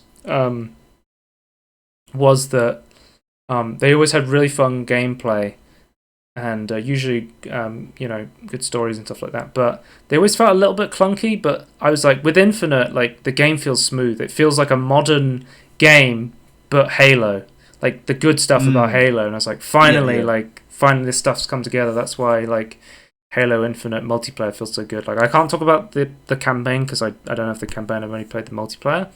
But the Halo Infinite campaign is really good. The only problems I had with the multiplayer was like menu UI stuff. It was like the fact you can only queue up for 2 game modes on launch. The fact that the menu UI stuff was really trash. The fact that there was a few bugs where you would queue up with a squad and then one of your squad mates would get queued into some other random squad. Was a weird bug on launch. Right, that sucks. But yeah. But they've fixed a lot of that now, right? Like it's now they've added there's like you can play at Team Slayer and stuff now. They've added more game modes to. I love the addition of the grapple hook. I think that's one of the best items they've added to Halo. So I'm always down for like more movement stuff, grapple hooks, dashes, stuff like that. I love that sort of stuff. And in my opinion, we're looking at the worst map right now as well, by the way. So if you think this looks good, just wait and see the other one. There it is. And now let's move on to my favourite multiplayer game of the year, Tony. Crab game. Okay. What? If you come to me and you said, Joe, there's a multiplayer game made by a YouTuber who's making a parody of a Netflix show and it's going to be your favourite multiplayer game, I would have said, what the fuck are you talking about? Yeah. But here we are. I'm still saying that, so... I don't think I've had more fun in a multiplayer game that was released this year than I have with Crab Game. It is so much fun, and this is rare footage, by the way. This game mode doesn't exist anymore. It doesn't? For the Christmas update, Danny was like, nobody understands how this game mode works, nobody likes it, I don't like it, I'm removing it. I sort of liked Standoff, but every time we introduced a new person to Crab Game, it was like I would have to spend 5 minutes explaining how the rules worked, whereas with every other game, they immediately got it.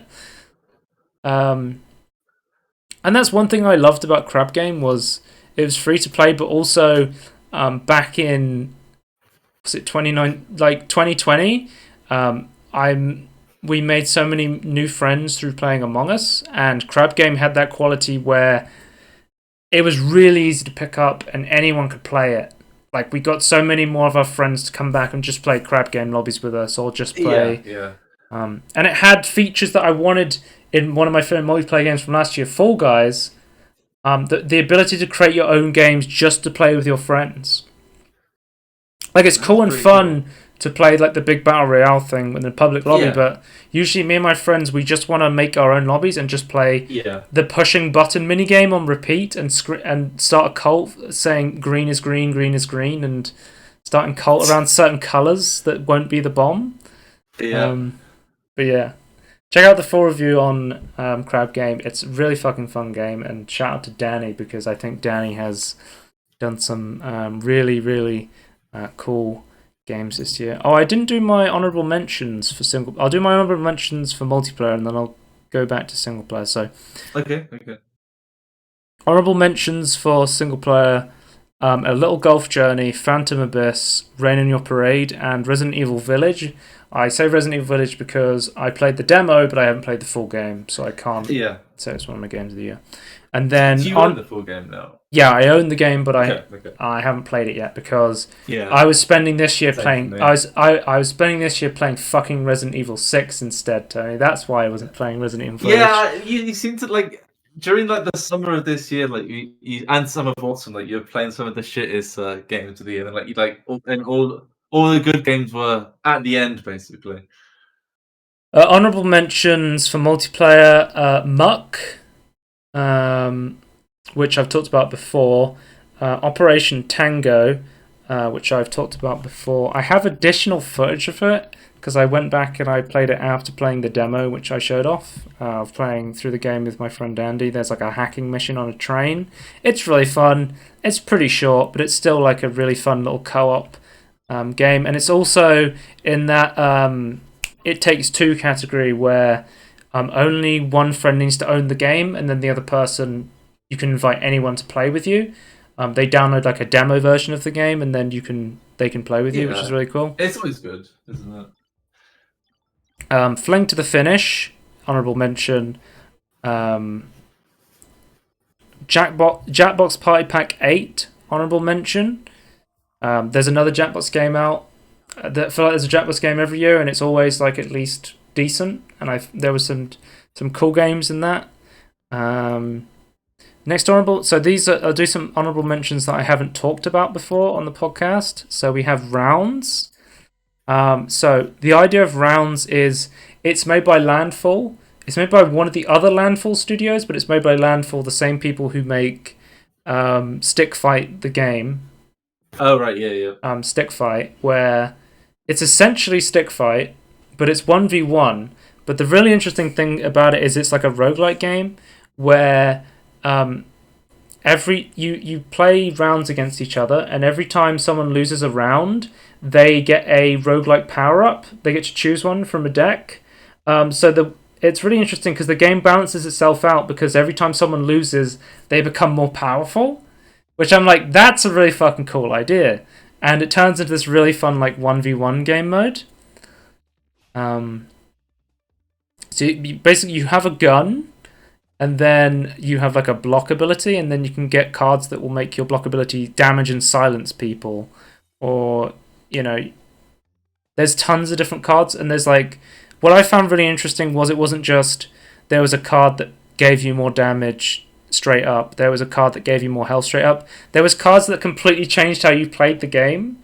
Like there was a card that turned your gun into bullets. Like you'll know all about like the really interesting stuff if you've played like Stick Fight and you know about the snake guns and stuff like that, like the really like funny physics based gun stuff. Like Landfall does a lot of like those physics. They do like tabs, totally accurate battle simulator, and totally they do like cluster truck as well, I think.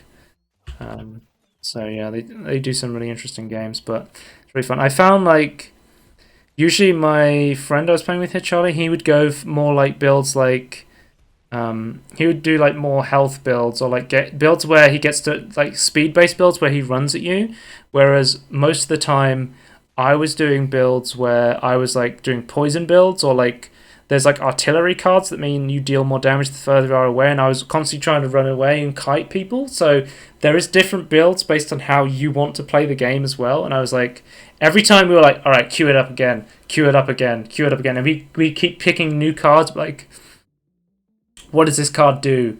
And then like, what does this card do? And like play with it, and then we'd make our own builds, and we just played for like an hour straight, just back and forth. Like, it was really fun. I think this game is really, really cool. So definitely check out Rounds, because it's really cheap. Then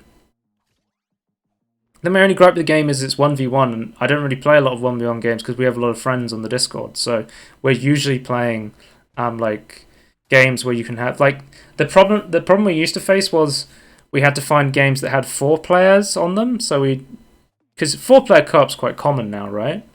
Yeah. But the problem we face now is like, we need a game where we can play with 8 people now because we've got so many more people playing. Couldn't this be like? I could see this easily being like converted to like more than 2. I was thinking about it and I was like, it really wouldn't work with more people because the idea is the loser gets the power up. So does everyone get more powerful than one? I would so. Yeah, but genuinely. 3 people becoming more powerful than one person would be a balancing nightmare, not in a fun way, I don't think, that Rounds is. Okay, I think it could still be hilariously fun. I think it'd just be like ape shit crazy. Like in the end, I think that'd be even more hilarious. Like, but I can understand it being like different from the 1v1. Yeah, this game's really fun and it's really cheap. It's like a couple of quid, so definitely an honourable mention.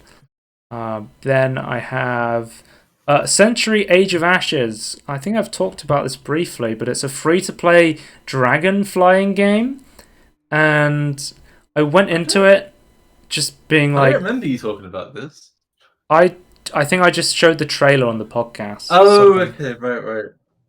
Is what I'm saying. And I went into this with a couple of friends, and but so I went into this was the idea was, it was just basically I thought it looked really cool because it's one of the few games where I don't think there's many games where you can fly around on a dragon at all that I can think of. There's Dragon Commander, but yeah, that's about it. Not at least to this fidelity. No, that game I'm talking about is like I think like 9 years old now. Fun fact: what the image you're looking at right now is it has FSR on it. I think it's the highest FSR quality because if I went any lower, the screen was super blurry. That's one thing people don't talk about FSR. Like it can give you a performance boost, but it's not invisible like DLSS is. Yeah. Like the lower, the more like performance-based settings of FSR, your screen's gonna get really blurry if it's not done properly. So yeah. But sometimes it's probably worth it. Sometimes it's not. I guess it's like different games will see. But I'd probably be more interested in even a single player game where you fly around a dragon. But I was like, it's an arena based game like 3v3, and I started playing it with my friend David. My friend Charlie I was talking about earlier played Rocket League, and he was like, this is sort of like Rocket League with dragons in some way. Like obviously it's got nothing to do with like. See that actually, yeah. It's like 3v3. You queue up and you just fly around and work together. Fighting the other dragons, it's got nothing to do with the gameplay of Rocket League, but it's it's almost in that Rocket League category of 3v3,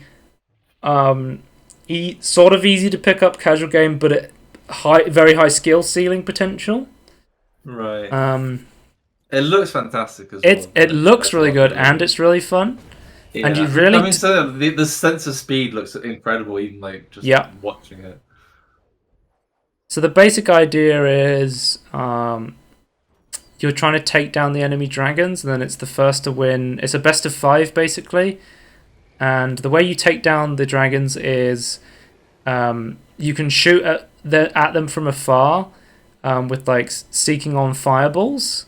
And then the fireballs will seek onto them, but if they quickly make a turn or go around a corner, they can make it so the fireball gets destroyed. And then when you're close enough, you can shake out your flame breath, which deals lots of damage. So you're constantly trying to stop your enemies getting too close to you, so they can just completely take you down really quickly with your fireball. But also, you want to get behind people, sort of thing. I wasn't sure if I was going to like this game because I'm not a big fan of flying games. I thought it was going to be a lot flying planes in Battlefield and stuff like that. That makes me feel really sick. But I found this wasn't bad. I found this quite fun. I feel like everyone I've played this with was I was come try this with me. My friend Charlie and Dave. I was and they went. I went in this with low expectations, but it was actually really fun. So that is something I will say about Century Age of Ashes. Even if you're I don't know about this game, give it a try. It's free on Steam. It's really fun. Try Targaryen Tournament. That's where it could be its alternative name. There it is. But yeah, I've played 3 to 4 hours of this game, so that's why it's an honourable mention. I haven't played a crazy amount of this game. Yeah. And then next up we have. I think that's Fling to the. Did I mention Fling to the Finish? And then Muck, another Danny game, really fun. Muck. I think Crab Game really was his best one he released this year, but I think Muck was really fun. And then the final one that I teased earlier, which is Rocket League Sideswipe. Mobile. This is the mobile version of Rocket League, and it came out this year. I historically have not really ever been into mobile gaming. The last mobile game I played was like Jetpack Joyride in 2011 on my mobile phone. So I was like, so I haven't seen mobile gaming in a long time. And then I loaded up Rocket League Sideswipe on my iPhone XR, right? And I was blown away. It's like, when did mobile gaming like graphics get this good? Like, it feels like mobile chips got better and better. Yeah, you see, like with the Apple M1 chip and the Android chips, like the Snapdragon, the A14 and the iPhone. Is Snapdragon the AR one? Okay, yeah. So that's Qualcomm. Right. Qualcomm chip in a lot of Android phones. But I've been playing it, and I was like, holy shit, this is really good. This is actually one of the best. It's not just a good mobile game, it's like a legit good game. Like, there's two things they could have done, right? They could have taken Rocket League, the entire thing wholesale, and just dumped it onto mobile and go, let's hope it works. Lower the resolution and things and make it look shit.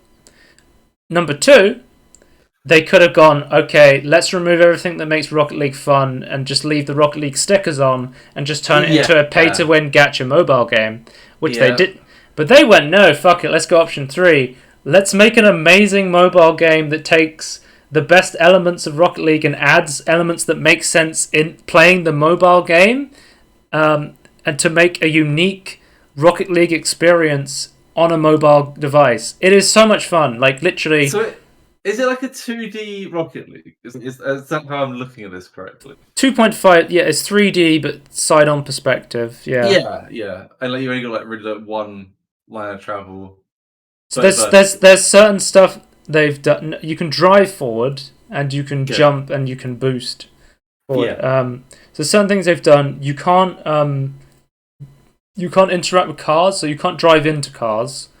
You always drive through cars. Right. That's something I think would be quite annoying if it didn't exist. I think if you've only got 2.5 dimensions to deal with, then you kind of have to. Right? Yeah. You can't. Yeah, basically you are 2D. Basically, you can't go left and right, only forwards and backwards. But I was like, use more of the vertical space than normal Rocket League, though. Yes. Yeah. There was a lot more. And the map looks smaller as well. And also, you'll notice the goals are in the middle rather than being on the floor. Yes. It's a lot more verticality. Did I see one thing? On the floor? Yeah, there's a hoops mode, and hoops mode's like cool. I never played hoops mode in Rocket League, but I have played it, but I never really played it. And hoops mode's a lot bigger in the Rocket League Sideswipe. So that's interesting. What else did I want to say? I immediately started playing. I was like, oh, I'm never going to be able to do stuff like aerials and flips. But then you play for like half an hour, and like the controls are so like intuitive and well made that I was doing like aerials and flips on a mobile device in mobile Rocket League, and I was like, holy shit, this is a tight game. Like tight controls, really well made. Like Rocket League Sideswipe is legit an amazing game, and also, because Rocket League's owned by Epic, they have it linked to your Epic account. So I was queuing up with my friend Charlie, who I play Rocket League with. So I linked to my Epic account, and then I invited him to a game, and we're playing Rocket League Sideswipe together, just on our mobile phones, without having to, do anything else, which was really cool. Yeah, that's really cool. Because the way it works is, if you play Sideswipe, you earn XP in Rocket League, and if you play Rocket League, you earn XP for Sideswipe. And the cosmetic system is cool as well, because just by playing, you unlock cosmetics. That's how it works, and it's not like predatory. you can just get like coins, and if you want to buy more coins, you can buy more coins. That's pretty cool. Unlocking content in a game, revolutionary. But recently, my parents, they got a new iPhone. If you get a new iPhone, you get access to Apple TV and Apple Arcade for free for 3 months. So I've been playing Apple Arcade on my phone because I was testing out like a bunch of Apple Arcade games, like because I wanted to see what they're like, and there's some really like interesting ones. Like there's some like games that were clearly designed for Apple like mobile, and there's some that are like ports of PC games that I was like, oh, I can't believe they exist on mobile in this visual fidelity and they work this well. Like, here's me playing What the Golf on my phone. Like, what the hell? Oh, and it has what's it called? Like when it moves the camera around when you move your phone around. Like a parallax. Because parallax motion, yeah. Because hot lava is on Apple Arcade. I was playing that the other day, and I was like, that's never going to work on mobile. But then I played it, and I was like, actually, this is okay. Like, it sort of works. My only complaint about Rocket League Mobile is, so a lot of people like to use controllers in mobile games to give them an advantage. Rocket League Mobile natively supports this, which is cool. Like I haven't tried it yet because I sort of like being a touchscreen player and just doing it all with a touchscreen. But I sort of do want to try using my Xbox Elite controller because you can just natively use a Bluetooth controller with it. So I could just use my Bluetooth controller with it. Would you just have it like on the desk at that point, like how do you? Yeah, I would just have it on a stand or something. I guess. Okay. But the only problem I have is the matchmaking is based on your level. There's no like. From what I can tell, the rank system, you go up a rank by winning, but you can't D-rank, I don't think.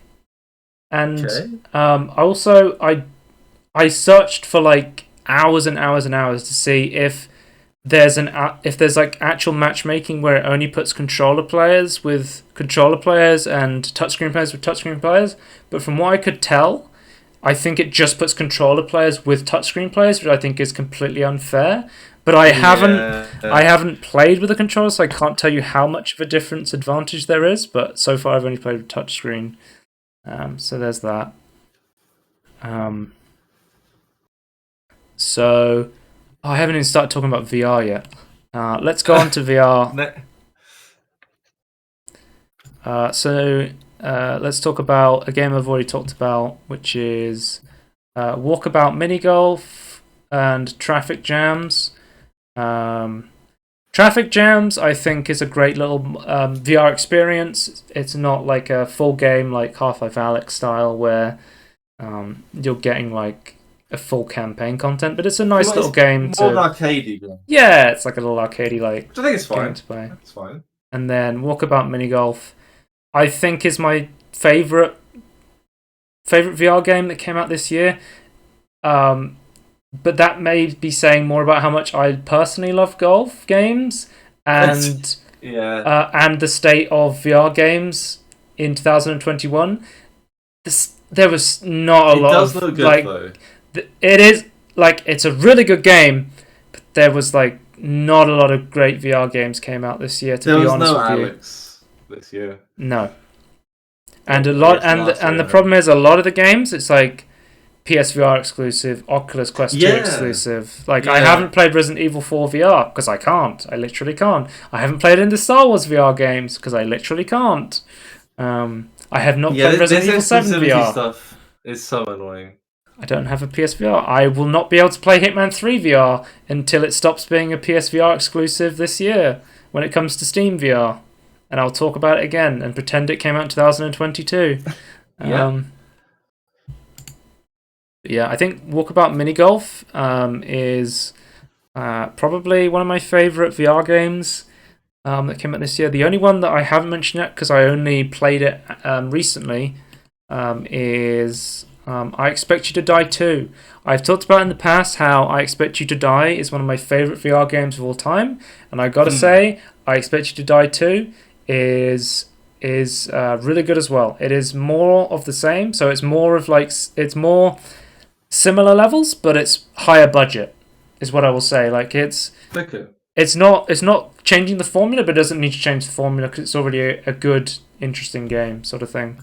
Like you see, there's more budget in the environments. There's more like stuff to do and look around. There's more like voice acting stuff. Because the main bad guy in the game is voiced by Will Wheaton. I know a lot of people. Right. Some people were complaining. They were saying, "Oh, I don't like Will Wheaton personally," but I think he, from someone who's not a Will Wheaton Will Wheaton enthusiast, I personally didn't have a problem with him in this. I think he was a good voice actor in this. Like, if you have a personal problem with Will Wheaton, okay, but he was good in this game, so he didn't bring down the game. There's an interesting twist and turn in this game as well, which I thought was quite funny as well. Also the intro credits are great. I think Shell Games is like the VR developer I am still looking towards, because they're always pumping out great stuff like I Expect You to Die, and of course, Tony, Among Us VR is coming out next year. Oh, I can't wait. Or this year, I guess, because we're in 2022. Yeah, we're down the new year. I can't wait for Shell Games Among Us VR. I feel like that's another thing to say about the VR industry, when the most anticipated VR game for me for this year is Among Us VR. So there we go. It is an interesting state. I think, yeah, we need more Half-Life Alyxes, but it doesn't help when the only way exclusives like help in the short term for like developers getting money, but I feel like it doesn't help increase the scope of VR. I think that it's self-defeating ultimately. I expect you to I was going to say I expect you to VR. I Expect You to Die 2 is fantastic. There's about 6 levels. I hope they do some more levels like they did with I Expect You to Die 1, where they later on the line they added more levels, like the Death Engine update and stuff like that. That'd be cool to see. I'd love to go back and play some more levels. Although there was sort of a cliffhanger ending, and they said like the agent will return in the next game. So I assume they might just go the route of they'll make it I Expect You to Die 3 or whatever now. Right. So we'll have to see. But I love this game, and I'm really excited for the next I Expect You to Die game, because I love these little VR escape rooms. It's like the best escape room is definitely Expect You to Die. Mm-hmm.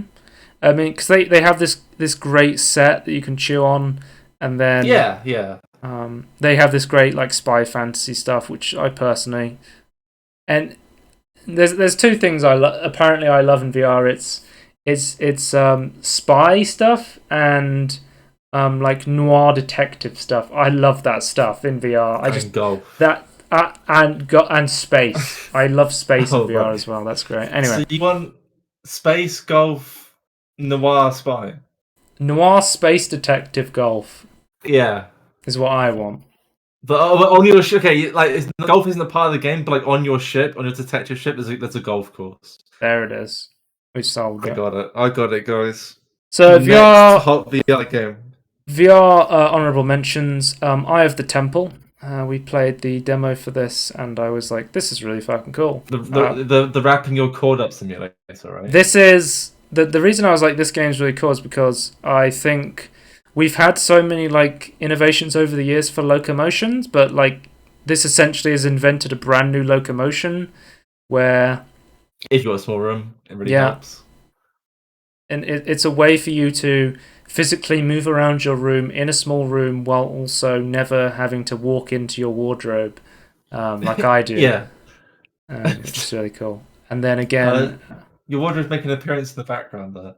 Honourable mention, Against. I have the full game. I haven't played it yet. It's somewhere in between Beat Saber and Pistol Whip. But it does come out on its own with its design of... It has that noir aesthetic. It has the ability to move through the level, take different weapons, and stuff like that. They just added custom beat maps as well, so you can make your own maps and songs. And again, they get the Against full game, which is always nice to see. So definitely check this one out on Steam. It's a really cool game. Honourable Spotlight Tangerine mentions. If you want to check out any of these are really good upcoming games or games that came out this year that we really enjoyed playing the demo of. Stick It to the Stickman, Peglin, The Eternal Cylinder, which Tony mentioned was an actual 2-hour spotlight. Frame of Mind, N-Chain, Haiku the Robot, Windjammers 2, and you wanted to mention Terra Nil. Yes. Yeah. I wanted you to play that, and I was not disappointed. So, it's the end of the year, and you may be saying, Joe, you forgot to mention this game.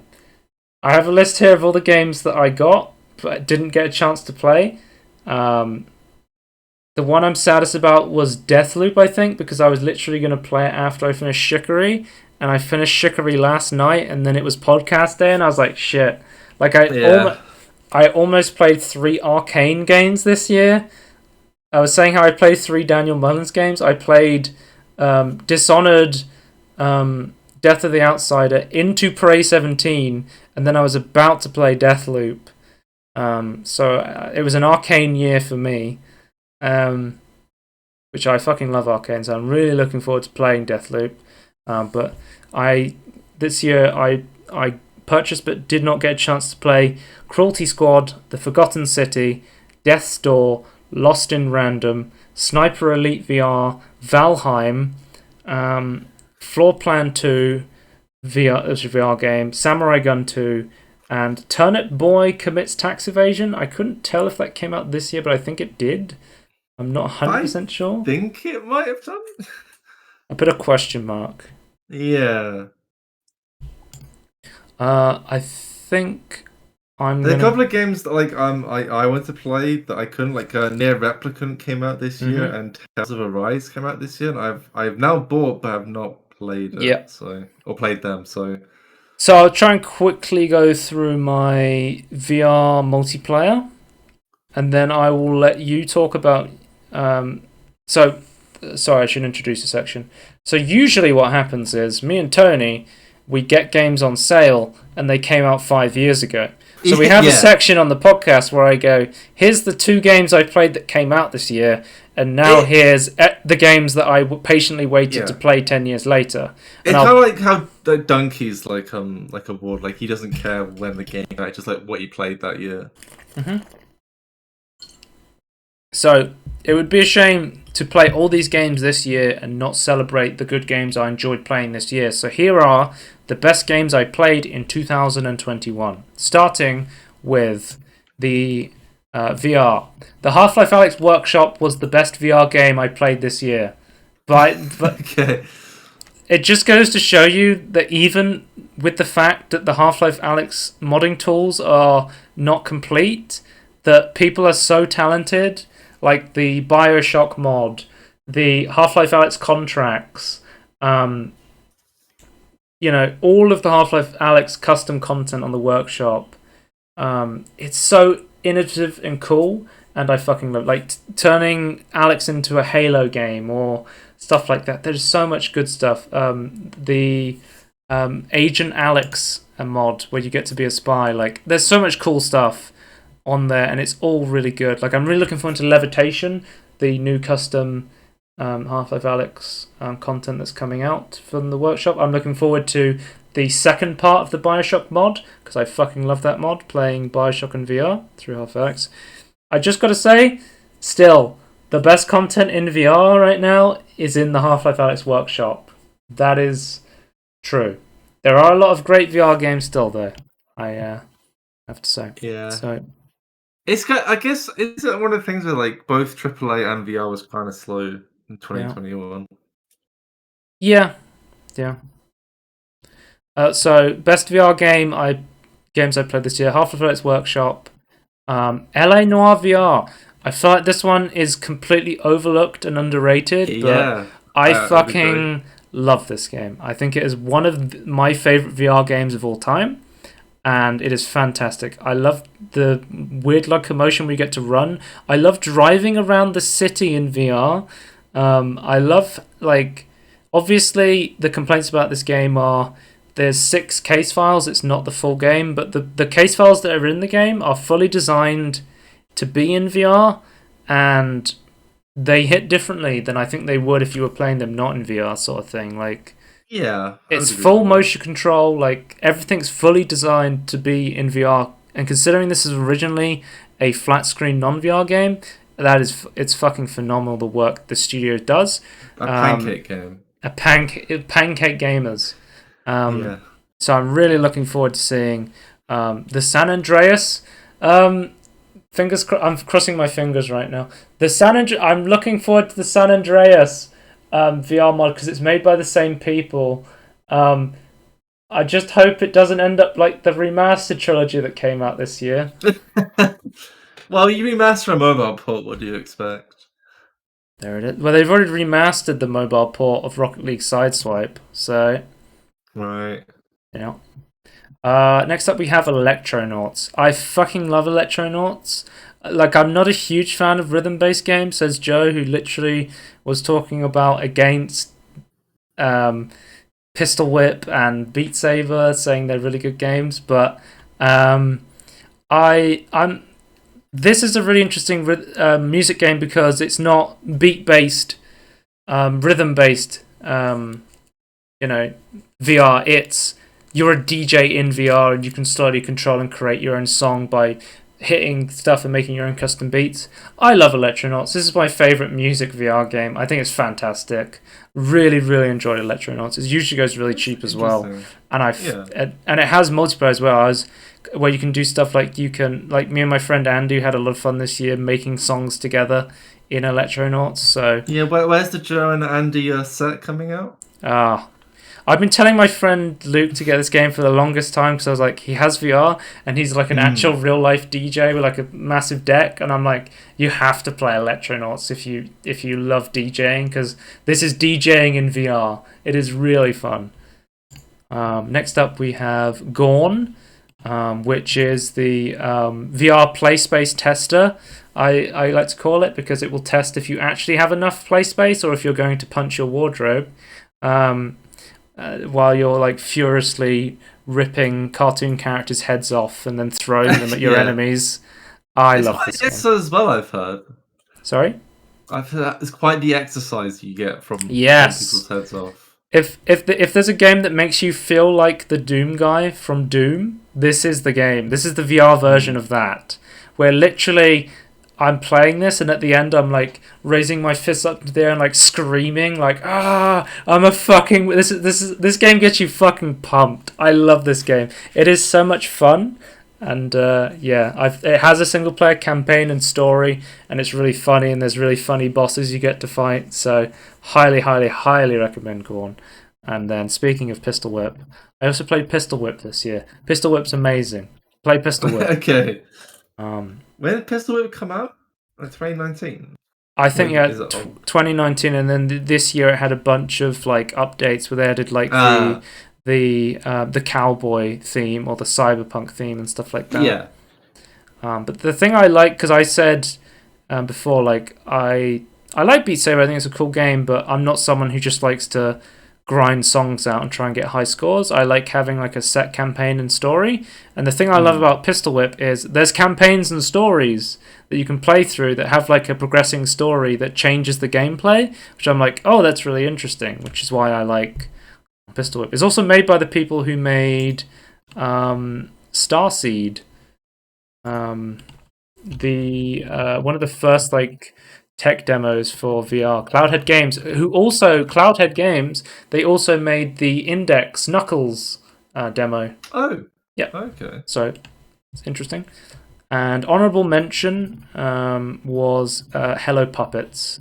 This is a short little game, and I think it's a really like interesting game. Ultimately, it's a little short. I feel like it could have been longer, and it was a little bit too buggy. But I really liked the idea that you had this physical puppet on your hand, and it really immersed it being in VR and talking to your like hand puppet character. Yeah. I really liked this like cartoony horror game. Like I think it was really interesting. Yeah, it looked really cool. Next up, we have multiplayer. I have to talk about this multiplayer game because I have been playing this multiplayer game the most this year. I have been playing a crazy amount of Rocket League. I remember talking about Rocket League back in 2015. I was saying this is my game of the year. I absolutely love Rocket League. I think I played like 20 hours of it. And then I was playing with some friends, and my friends started to take it very seriously, and they got very angry at me, and I was like, I don't want to play this anymore. Like, people are taking it too seriously and getting too toxic. I'm just not going to play anymore. And then this year, or like the start of this year, I was watching my friend Charlie, and he plays a lot of Rocket League, and I was just watching him play it on Discord, and I kept watching him. I was like, this is really relaxing. I love watching Rocket League. I was like, I'm going to start playing Rocket League again, and I just started playing with him, and it was the most relaxing experience to play with someone who is just wants to play Rocket League casually and just enjoys playing Rocket League. I've seen a lot of other people play Rocket League this year as well, actually. I've seen like I don't know if you know the streamer Northern Lion. Pretty much when Sip stops streaming, he just goes and plays Rocket League with Northern Lion as the two two Canadian dads. Yeah, he doesn't stream it on his channel, but he goes on to Northern Lion's stream to play Rocket League. It's a dad game to play Rocket League. There it is. Yeah, for sure. But again, Rocket League is the OG, the number one, easy to play game, hard to master. And I feel like not only have I had so much fun playing Rocket League this year, I've become a good Rocket League player, and I've done stuff I've never been able to do before just by playing the game. I love this game, and I love that I can just pick it up and just play a game of Rocket League with anyone, and it's always a good time. So I think I've like quadrupled my hours in Rocket League just from this 1 year. So I have played it a fuck ton this year. So really, really love this game. I had to talk about it. Next up, I have Mordhau, a game I played for the first time this year. And as a big fan of Chivalry, the original one on Steam, I was like, as soon as I saw Mordhau, I was like, yes, this is a game I want to play. And this is the opposite of Rocket League. It is incredibly hard to play in the beginning. And then there's infinite skill ceiling after that point, where you will go in as a noob and you will get your ass kicked by literally everyone, and then you will get okay at the game and you'll be able to kill one person, but then there'll be a guy naked with a mallet and he'll just walk up to you and one-shot you and just completely outplay you. But the thing is, it's so fun when you finally get to beat that person. I've talked about this before, but because I know you don't get multiplayer games as much as I do. No. But it's like, it's why I love games. I don't get the rush or anything. I love games like Dead by Daylight, where you get to face someone 1v1, and you're not like killing a random NPC in a game. You are beating another human. You are stronger and smarter than another human being, and there's no game I've played this year that exemplified that feeling more than Mordhau, where you get to be like, finally, I've spent all this time practicing, and I'm finally able to take on these like, you know, people have been playing this game for hundreds of hours. Like, finally, I'm there, and it's really fun to play. It's really satisfying. So yeah, I love Mordhau. Next up, I have That's deserved. Sea of Thieves. Had a lot of content come out this year. I voted it for my best ongoing game in the Steam Awards because, honestly, the amount of work that Rare has put into Sea of Thieves has been really admirable. I think it is fantastic. These are the most updates in 1 year from them, right? I really, really enjoyed playing the recent Pirates of the Caribbean content. I've been playing a lot of Pirates of the Caribbean. I've been playing a lot of Sea of Thieves this year with friends, introducing them to the game.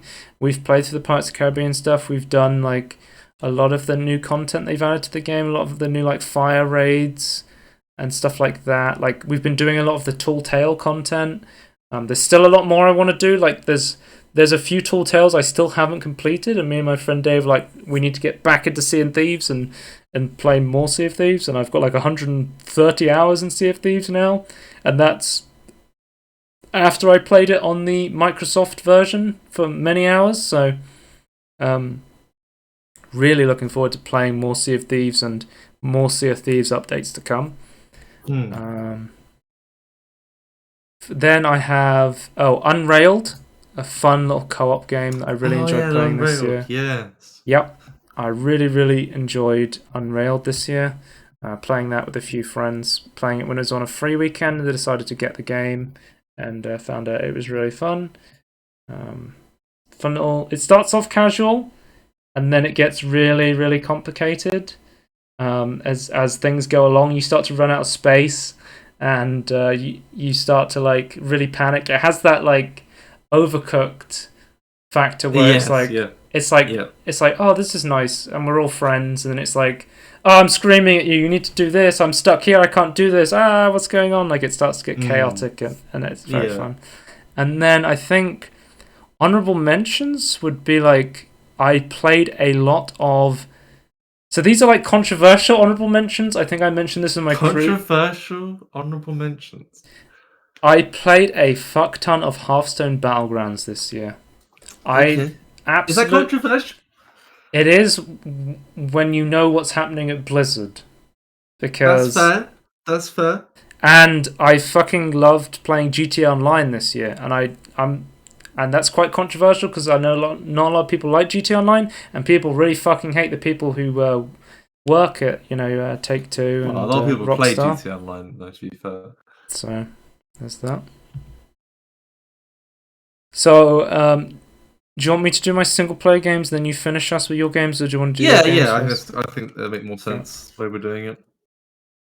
Let's start from the bottom. For best single player game I played in 2021. So let's do honourable mention first. Let's start from the bottom up. Pumpkin Jack, honourable mention.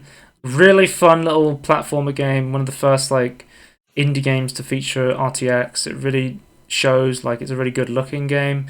Really fun. Little short game, old school. Yeah, so I say old 3D, school. Like 10 years ago. You know, I absolutely adore 3D platformers. Like I was talking about last year, I said how much I loved 100%ing Ukulele in the Impossible Lair, and I was saying I fucking love this old school style Donkey Kong adventure game. This is a great little collectathon game. Absolutely love it. Check out Pumpkin Jack. Single player, I have let's start with DLC. The Ancient Gods.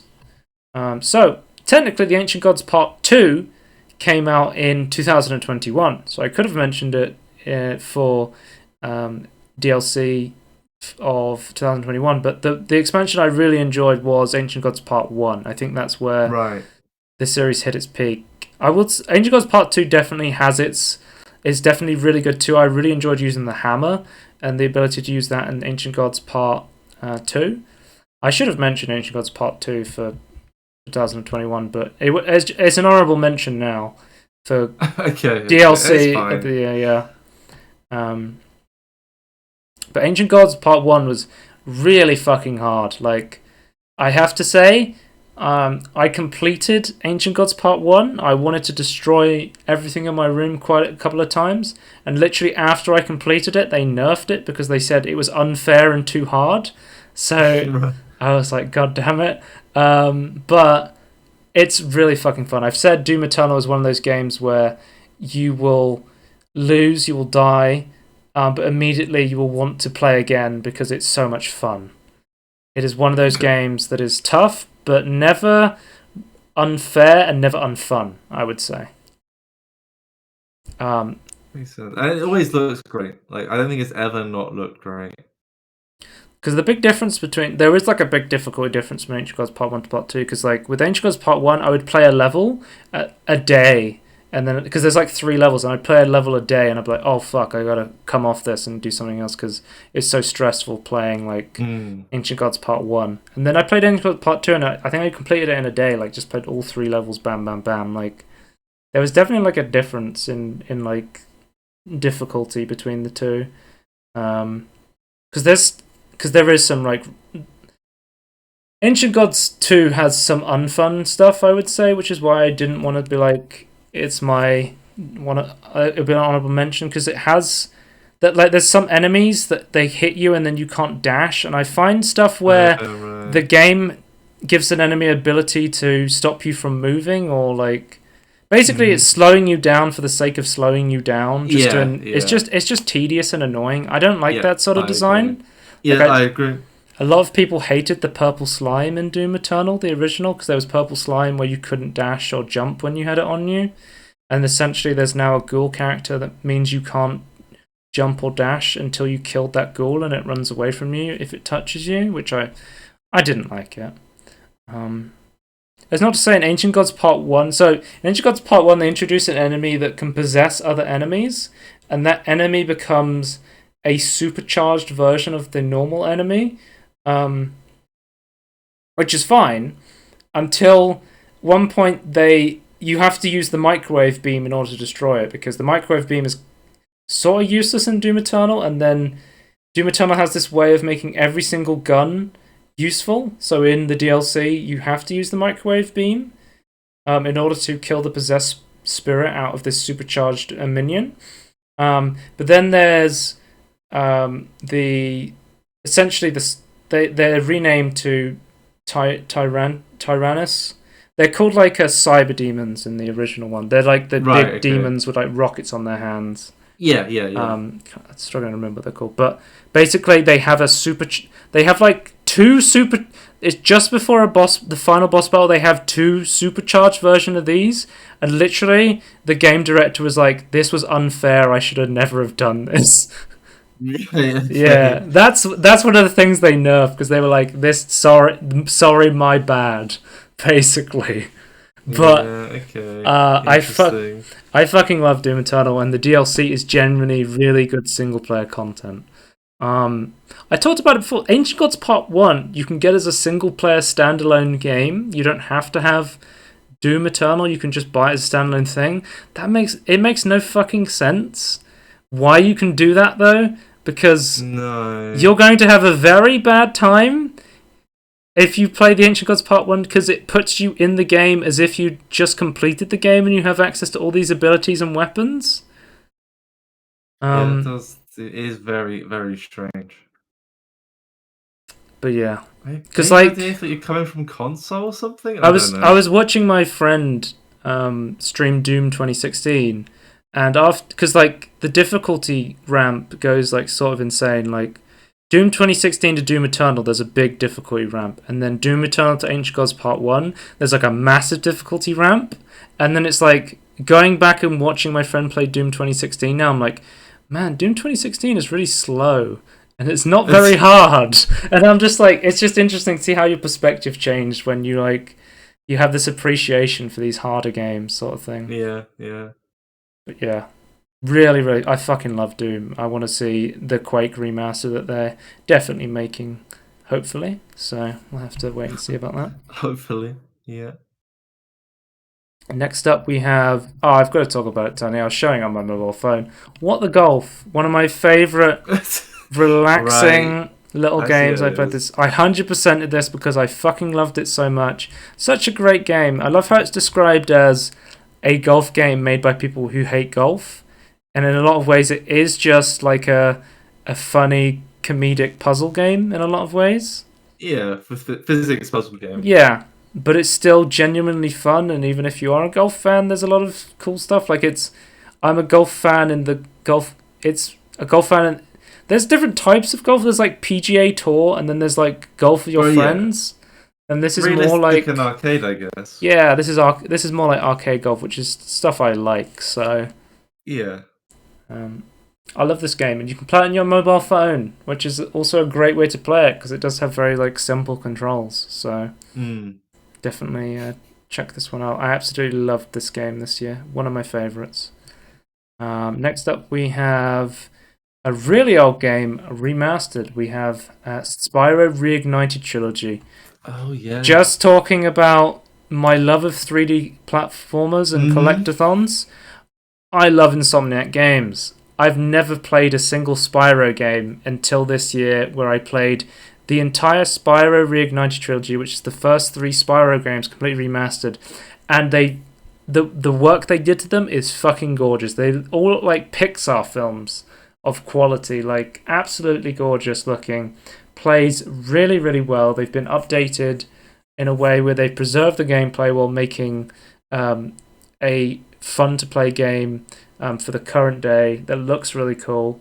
And I was worried about playing this because I played the Crash remaster, and with the Crash remaster, I never played Crash, and I was like, okay, I'll try the Crash remaster trilogy, and I really didn't like it. It was precision platforming, it felt kind of bullshit, and I really didn't enjoy it.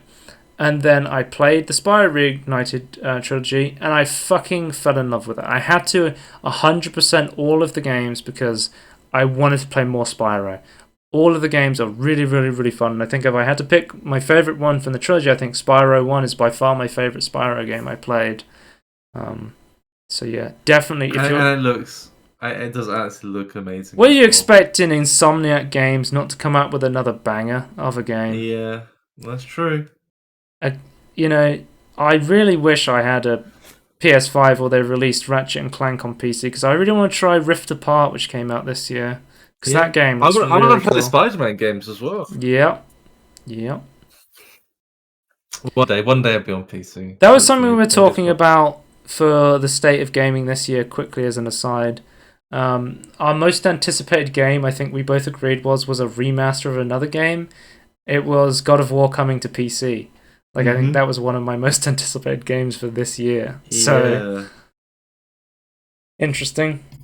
Next up, we have I could not pick between two games for my favourite game I played in 2021. So let's just talk about them. Right, you've got So here's the two. If you've watched the podcast, you'll probably know there's two games I played this year that I think are straight up masterpieces of gaming, and it's a absolute travesty that I think people are going back now and talking about it. But Prey 2017, I felt kind of flew under the radar in a lot of ways. Like I feel like it got a bad rap from a lot of outlets. Yeah, I feel.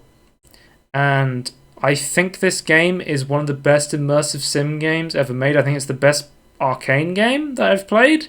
I think this game is absolutely fucking fantastic. And I was talking about Epic was doing free games giveaways, Tony. They gave away Prey 2017 free on Epic one day for the Christmas giveaway, including the Moon Crash DLC. So if you've been picking up your free game in Epic, you can play Prey 2017 right now. And it's absolutely amazing. I love playing Prey VR. I have not played the Prey Moon Crash DLC yet because I didn't own it at the time of playing this. I have picked it up on a sale, so I'm going to go back and play the Moon Crash roguelite DLC thing that they made, which looks really cool. But yeah, this is one of the best immersive sim games I've ever played. It's fucking fantastic. It's super open. You can play however the fuck you want. And as I said, I love space games, so anything set in space I'm going to be a sucker for when it comes to setting. But yeah, absolutely fantastic game. If you want to see more of my bad space games, though, I feel like I'm not going to hold that against you. I feel like you're not being bamboozled just because it's in space. Yeah, I mean, I don't play Space Engineers, so there's that. Exactly.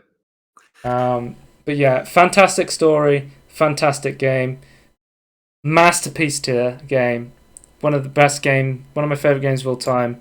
And there's one more game I played this year. I think I have about 120 hours in it, and that is Fallout New Vegas. What a fucking game! I feel like it's become a popular opinion now. I feel like, but because of all the bugs on release, right? It was unpopular at the time, but everyone going back and playing New Vegas now knows how fucking amazing just Obsidian's writing and the world building and all the characters were in New Vegas. Like, it is so good. Like, I can understand people at the time, like, this came out, it was fucking broken. It was completely, broken. And it's taken years and years of modding to get it up to snuff to be able to be a playable game. But now that it's a playable game, New Vegas is genuinely one of my favorite games of all time. It is a masterpiece of a game. It is fucking amazing. You're doing yourself a disservice if you have not played this game yet and you have any interest in playing this. I would highly recommend it. Great writing, great RPG. Really, really, really fun. If you want to see more of my thoughts, check out our Tangerine. We talk about the good Fallout game, Fallout New Vegas, and the bad Fallout game, Fallout 76. Yeah. So, if you want to see my opinions on those games, check out the Tangerine that we did on it. It's like day and night. Night and day. But yeah, that's going. We've just hit the 2.5 hour mark, which means I can give Tony the floor to talk about his favourite games he played in 2021. The 2 games I played slightly more than 2 games. Which, are you starting bottom from top or top to bottom? So I can. This is top to bottom. I put them in order that I played. So top to bottom. Okay, so Divinity Original Sin 2. I'd actually completely forgotten I had done this because it's been so flipping long since I actually played this with a friend. I played it. It's a 4-player co-op game, Joe. So technically, 4 people would come together and play it. Where was a 4-player co-op RPG? Top down. Where was my invite? Do you have the game? No, I don't think. No, okay. Wrestling Matt, I think, was like I didn't realize. Like I think. I could have invited him technically, but I wanted to play it. Whenever I saw this game originally, I thought it was single player, and it wasn't until this year I realized it had co-op. Both games, Joe, are co-op. It's not just like this new one. I think this new. Okay, one thing I didn't realize. I'm gonna gripe on it a little bit. It's the start is very poorly made. Like, it's very poorly made. Like, it's not balanced. Like, the difficulty is completely wrong. We've had to lower the difficulty to, like, not baby mode, but, like, the one above that. Right. Also, the naming schemes for the difficulties are weird. I don't really understand why. They could have just named them normally. But we had to lower it because, like, it's so like, broken. I think now, like, we're still in, like, the starting island, which is very big. It's not like a tiny island. Like, but we're multiple sections out of that now. And I think we've now increased it back to where it should be. But otherwise, the enemy just kick your ass. But other than that, like once you lower it back to where it should be, and like you're playing it basically as it's intended, like it's a much better gaming experience. It's so much. Oh, the other thing as well is messing around with the class. Okay, I don't know if you. I don't know if you've seen like the classes of the games or no. how like spec your character. No, I know very little about it. Much, like in Fallout New Vegas, like every single stat line has a purpose other than arguably charisma. Like it kind of does that. Charisma is one of the best stats. Hello, Shrimp. But so they've made it like so. There's like 3. It's like a stat page. So like the classic RPG stats that Bethesda hate and just want to remove from everything apparently. Yeah. And then you've also got like the skills and things you can unlock, and like you can then like there's like something called like wisdom, for example, increases like how many memory slots you have. Yeah. And you need more memory slots, like actually like so you can only have X amount of like abilities loaded at once, which requires the memory slots. So it's like every single thing like has a use and that you can try and spec in your own way. And I would say I had a lot more fun like after playing the tutorial and like the first island, like at the start of the first island a couple of times, and then go, oh, I can build my own class that I really like and really enjoy. So what I've done, I made a custom class like a necromancer blood magic thief, and it's so good. Like it feels great. And obviously you have to like think about. Well, how long did it take you to make your own character? Would you say it's a hard process or? It's easy to do, but it's hard to like know what you're doing. Right. That's what I would say. Like it took me a couple of hours of playing to go, oh, I don't like the default classes they give you. But then once you kind of understand like what the hell's going on, I don't know if it's because I'm like used to other RPGs where maybe like it'd be slower if you're not used to it. But I'd say like play the tutorial a couple of times, like with a couple of classes, and go, oh, I think I understand like how like the how everything's like comboing together. But that's the other annoying thing as well, is like you do have to keep going through like this quite slow tutorial every time you want to play the game. We had to do 3 times in the end. What do you have to keep doing? You have to do the tutorial if you want to make a new class. There is a way. There's a point in the game, I'm told, where you can start respeccing your class. However, you have to wait until you're off the original island. I don't understand, because surely the original island is like where you want to like start being experimenting with what you actually want to go into, because then you start because you put like the way, because you have to buy spells and things, you have to like buy armor and like upgrade equipment. Like you put quite a lot of resources into the class basically, because like, and then like it all synergizes with what you're trying to do.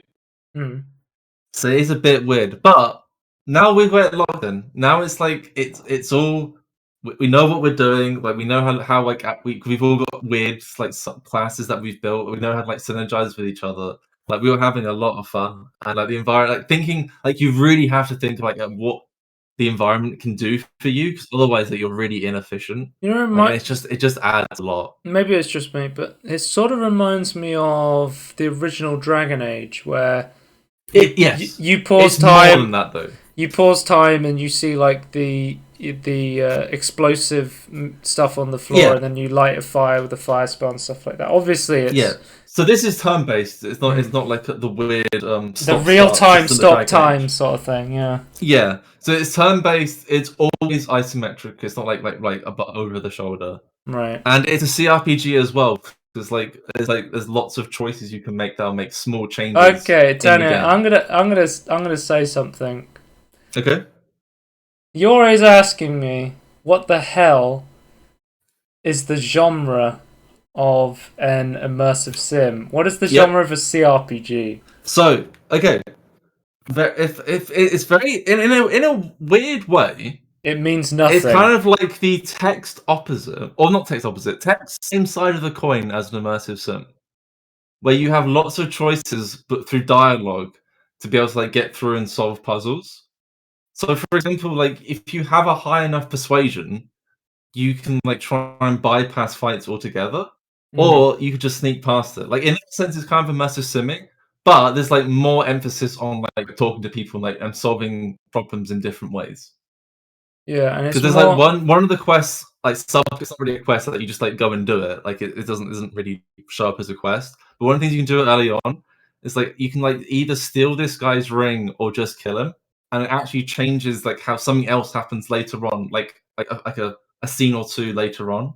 From what I understand is CRPG stands for computer RPG, where RPG is the idea of like a Dungeons and Dragons with a game master, where you could say, hey, I want to do this thing inside the game. Like you can be more creative and you can have dialogue options for people, and it's like converting the idea of having a Dungeons and Dragons game into a video game sort of thing. Yeah.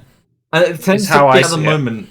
At the moment it tends to be as well. Like until Disco Elysium added voice acting, it's been like very much a voice acting light genre. Yeah. So because you need lots of dialogue to be able to get this right, like and you limit. Again, I think this would lead it the right way around, where you like write this like huge amount of like script and dialogue, and then you go back and re-add it. So like, there's not much actual speech in Divinity Original Sin 2 Did you see the whole thing about the Disco Elysium voice actor, where people are like, this guy is like got such a nice voice and such a cool voice actor? It was like the guy was just some random guy in London they met. He wasn't even a voice actor. Oh right, they just like found a guy. No, I've never heard of that. Okay. But yeah, I will say like with CRPG, like this is like CRPG through and through. It's like designed around it, like both the environments, like the way you build your class, like also like dictates like how you talk to people as well. So like and there is like what do you call it? Like people recognize your actions, sort of thing. Like it has like a system like that. So it's not like if they recognize that you did something. But yeah, I think that's what I want to say, because I haven't played it. I did it at the start of the year, and we haven't. How long have you played it, and how far through would you say you are? I think we have put 12 hours in, and went right at the start. So right, how long's the game? There was 4 hours of fucking around at the start. So how long's the game? Do you know? I don't know. I think some people say I think it's like 40 plus hours. Really? Okay. But I think some people like if it was like we're kind of going to like try and do everything. I think so. It's going to take us a lot longer. I'll also be when sometimes we don't really know what the fuck we're doing, and we just Yeah. kill ourselves, which is hilarious. But that's an increase. I'm going to say like I think it would take us like 60 hours to complete, from what I Well, can tell from other Tony, people's playthrough. I was talking about Fallout New Vegas and Obsidian Entertainment. Do you want to talk about your next game, The Outer Worlds? Yes, I do. Let's go to A game I Obsidian really game. want to play after playing Fallout New Vegas. Yeah, this is a game that I started to play. I'm still like on the first like proper world Yeah. or level. I don't know how you want to say it. Like, it's like region. We'll call it region because like you go to like different regions. Mm-hmm. Um, I want to play a more of it, but I don't know. I just don't have time to or want to. I guess sit down and play it. But the writing is very good, and I'm pleased with the way I've been able to like solve certain quests early on, and Yeah. I just been I just been really like immersing myself into this world. Like I've really had a lot of fun with. Mm. Um, I've heard like mixed things from other people. Like some people love it, some people thought it was okay. Yeah, I've But at heard the moment, mixed I'm really things. liking it. One thing I will say, I don't, it's kind of an Obsidian thing. I think there isn't like one thing I really like from something like Dragon Age. Like you have like strong like companion characters. Right. Like this, so far, I have not seen like a strong companion character. But I think that's fine. Like you're kind of like on your own, and like What, like space capitalism gone wild. you mean like your boons in New Vegas or what? Lydia and Sky? Is that Yeah, sort of like yeah, that? or like something like Alistair or Morrigan or Liliana in Dragon Age Right. Origins, like Yeah. the first three main people, like they're very memorable. Like that, and that's one thing I'll say is like that's something I do miss. Mm. But I think it's a different game. I can't really like expect that. Yeah. But I've been liking the setting quite a bit. Cool. So I definitely need to play more of it though. That's for damn sure. Well, it's a It's quite an game. old game though. 2019, I think. It's not that Yeah. old. It came out on October 25th, Yeah, that's fair. 2019. Okay. So it's not like It's just crazy old. And no, but also, I've left it a long old time before I played and it. also I had to wait a year before it came to Steam. they also, I think they may have even, did they release the Peril on Gorgon this year? The DLC. Oh, yeah, Yeah, early this year, Peril right? on Last Gorgon, year. 10th of February. So yeah, Yeah. they've released DLC that came out this year. Which I heard is that's the good one though, right? That's the one people really liked. So was that the okay one? I'm not sure. I got the game on sale and I got all the DLC, so I'm gonna go Yep. into it and go play the game and all the DLC when I go into it. I don't think I have any plans on playing another RPG anytime soon. Basically, It takes a lot. because I played New Vegas literally last year. Well, I guess literally I played New Vegas not that long ago, and Yeah. then usually I have like a gap of games, but then there was like Steam Next. I've been like spinning a wheel. I put a bunch of games I really wanted to play on a wheel, and I was spinning them, and I was going through all of them and playing them. And the last one I got to was I was playing Bioshock, all the Bioshock remasters. Oh yeah, I forgot about that. And but then so I played through all those, but then there was Steam Next Fest, Halloween. I played a bunch of Halloween games, and then for the end of the games of the year, I played like everything that came out in 2021 right at the end of the year. I was trying to cram in as many games as I possibly could, while still feasibly enjoying the games and enjoying Christmas and stuff like that. I found I found with RPGs myself, like I want to like really sit down and go, I'm not playing anything else other than this. I did find that's what I wanted to do, and so that's kind of why I haven't been doing it. I've been wanting to do like Yeah, other easier understandable. to play things, I would say. It's But no, it's a it's game with a good lot of fun. commitment, a lot of time commitment you want to put into Yeah, it. I had the first time I came into like I had like, already like most quests I had to make a decision one way or another, and like I really appreciate this compared to like Fallout 4 or Skyrim. Like it's just this is so much better. So I'm having a lot of fun with it. I think some people have problems with the combat. I think, but Yeah, I'm only at the start, so I can't really say like how things synergize and things. But I haven't had any problems so far. right. You want to talk about your next game, Anno 1800? Yeah, this was another one I completely forgot I had actually played until thinking about it today. Hmm. I was playing Civilization 6 this year. Oh, I think I picked I'm up in a showing. sale. I'm showing footage of Anno 1800. You haven't written down Civ 6. I don't want to talk about Civ 6. That's my point. Oh, I okay. played Civ 6. Admittedly, this is my first game, but I was like, what the fuck is with the city UI? And I felt like I didn't know what I was doing. I felt like I Right. was failing. So I gave up on that. The next, I think 2 days later, I was like, I'm going to play Anno 1800. I had the itch for like City Builder or like 4X or this thing. So I'm going to play Anno 1800. So I played it, and I I collapsed. Like, okay, I don't know if you know, like there's different tiers of people. Like, in your C, you like get like different classes. Like, you start with worker, you I then know get nothing about Anno other than it's like a okay, city builder game. yeah. So you start to say, but like, so you have like yeah, like the idea is that you have to like increase your production line to like increase like the tiers of your buildings, which increase Hmm. how many the different people like different tiers of different people you have. So you start with worker. I think you then get I can't remember what they're called, but like the third one's engineer, and then the fourth one is like scientist or something. Right.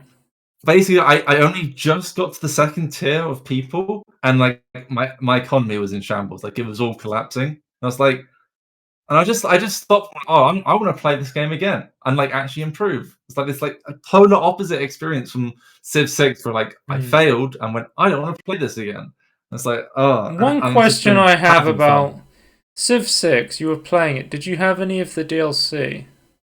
We had a couple of the DLC. Yeah, we had the two big ones Because at the I time. from my admittedly quite high playtime of Civ 5, despite feeling like I haven't played a lot, but that's sort of Yeah. that's sort of how Civ lures you in. Mm-hmm. I found that with Civ, usually the expansion packs sort of completely change the game and sort of Oh yeah, improve it. yeah. Unfortunately, I didn't get far enough in to experience what the expansions have to offer, Right. so But I was I have wondering if no idea maybe. how good they Oh, are. okay. No, I was just maybe wondering if like an expansion that came out later may have changed how something worked. Well, actually, no, I say that. No, there's one thing to experience in Civ 6. There was the natural disasters, like the rivers I was on kept flooding, but that was actually Right. both bad and good. It was kind of interesting, so I will give it that. And I like the base of 6 idea, but I just was not having like I find the information and feedback in Civ games quite lacking. I find like at least for me, I have to really like watch other people play to go, oh, that's how you meant to play Civ. It's kind of a 4X problem as well, because it's kind of what it has to do Civ. with Solaris. But I know, Yep. oh, it was so much better. Like I'm now I just got into tier 4 of the people, and it's like the new world mechanic is 1800. Like you have to like send ships off on So expeditions. you spend a lot of time just building like one city and then you play it through the ages. Like I think because my Yeah, understanding of Anno comes mostly from Linus Tech Tips playing Anno and talking about it on the WAN show and stuff, and he was saying yeah. like he had a save of Anno and he had like 100 hours just in one hmm save sort of thing. So the thing you have to understand is like if you want to increase, it's production line based basically. It's Right. like if you want to increase your population, especially with like a higher tier of person, you have to like you have to keep ramping up like what you're producing, and that has Hmm. to like make sense for your economy. So there's like different tiers. So like timber, for example, like I think a tier 2 person needs, but like you need to like get wood, and then you actually then have to cut it, and then later on a production line might need even more timber to then turn into something else, Hmm. or like early on, I think alcohol, you need whiskey, so you just need a farm and like a whiskey building, and like it'll produce whiskey for you. So But then did later you? on, like you need like more and more. Like I think eventually that you need like make a champagne production line, which requires So like lots of you need like different. fruits and stuff like that. Yeah, you need, like 3 fruit farms. You need to like produce it. In tier Right. 3, I think you have to build wheat, and you have to then grind it into flour. You then have to then combine the flour with another fruit that you've already grown, or another crop you have already grown, into like an actual like proper product, which then the third tier of people actually need. Hmm. So like it gets kind of complicated that you need to allocate the land, like you need to like actually like price it out and things. It's like other needs that your citizens will need. So like, it's just kind of like just like a self feedback loop of production lines, like to sort all this out. It's just I find very interesting. Interesting. Just leagues above Anno 2207, 2205? Oh, well, one question I have about Anno. That was shit. Does Anno have multiplayer? Yeah, it does multiplayer. All of it does. Like all the games. How does the multiplayer work? Yeah, all the ones I've played definitely have. I don't know if all of the games do. I don't know if the older ones do or not. Okay, and how does it work? The idea of ownership in Anno games is you own an island. Okay. And once you claim an island, I think you have to get rid of them some way, like through buying them out or destroying them if you want to like aggressively take them over. So are you co-op with your person? Are you enemies? You can trade with both. Bit of both. It's co-op. It depends how you want to play, really. I think it's a bit of both. I think Linus was talking about he wanted like a competitive Anno at one point. I'm not sure how that would go, but yeah, you in the game itself, there's like NPC empires as well, or NPC cities as well, which like can either be a boon or aggressive to you, depending how you want to go, and depending like what you spec into as well. Cool. So there are like dynamics with other cities with trade and things. So it is more complicated than just like one island building up production chains. Okay. It's just so much. It looks fantastic as well, and it plays great. You love to hear that. You want to talk about some dicks? Yeah, I think that then leads us on to the final game I played a lot of, and I don't think it's a surprise to anyone. Stellaris. Space Engineers. Space Engineers. Space Engineers, yeah. No, Stellaris, and specifically the aquatic update. And technically the update before as well. But let me see if I remember what came with the aquatic update. The features. The new trait, the pompous trait. What was it? The democracy I can't remember what it's called, but yeah, it's the xenophobic pompous specific. Yeah, you have to. They won't engage you in diplomacy, but they have to engage diplomacy themselves. But they get bonus trust because of that. Yeah. There's the ship browser, and there's a bunch of new ships you were telling me with the... Yeah, so the aquatic DLC is like, that adds new ships, and they are... I don't know if they're my favourite ships, but like they're my favourite new ships, I would say. Like I really like the Nectroid ships, but like these look fantastic as well. Terraforming update as well. Yeah, they added events for terraforming. Basically, this year, Stellaris, they've gone back and fixed so many things and improved like so many things. And it just feels so much better because it was so broken at the end of last year. Like the AI didn't know what it was doing with a lot of things either, which like either like they're overpowered or they didn't know what the hell they were doing. It was just frustrating. I remember you guys were complaining about multiplayer a lot. Has that been fixed? Yeah, when we first played multiplayer, we had desyncs, which they did solve beginning of 2020. Right. But we were then complaining about other like actual features and like actual playing the game in 2020 and early 2021 as well.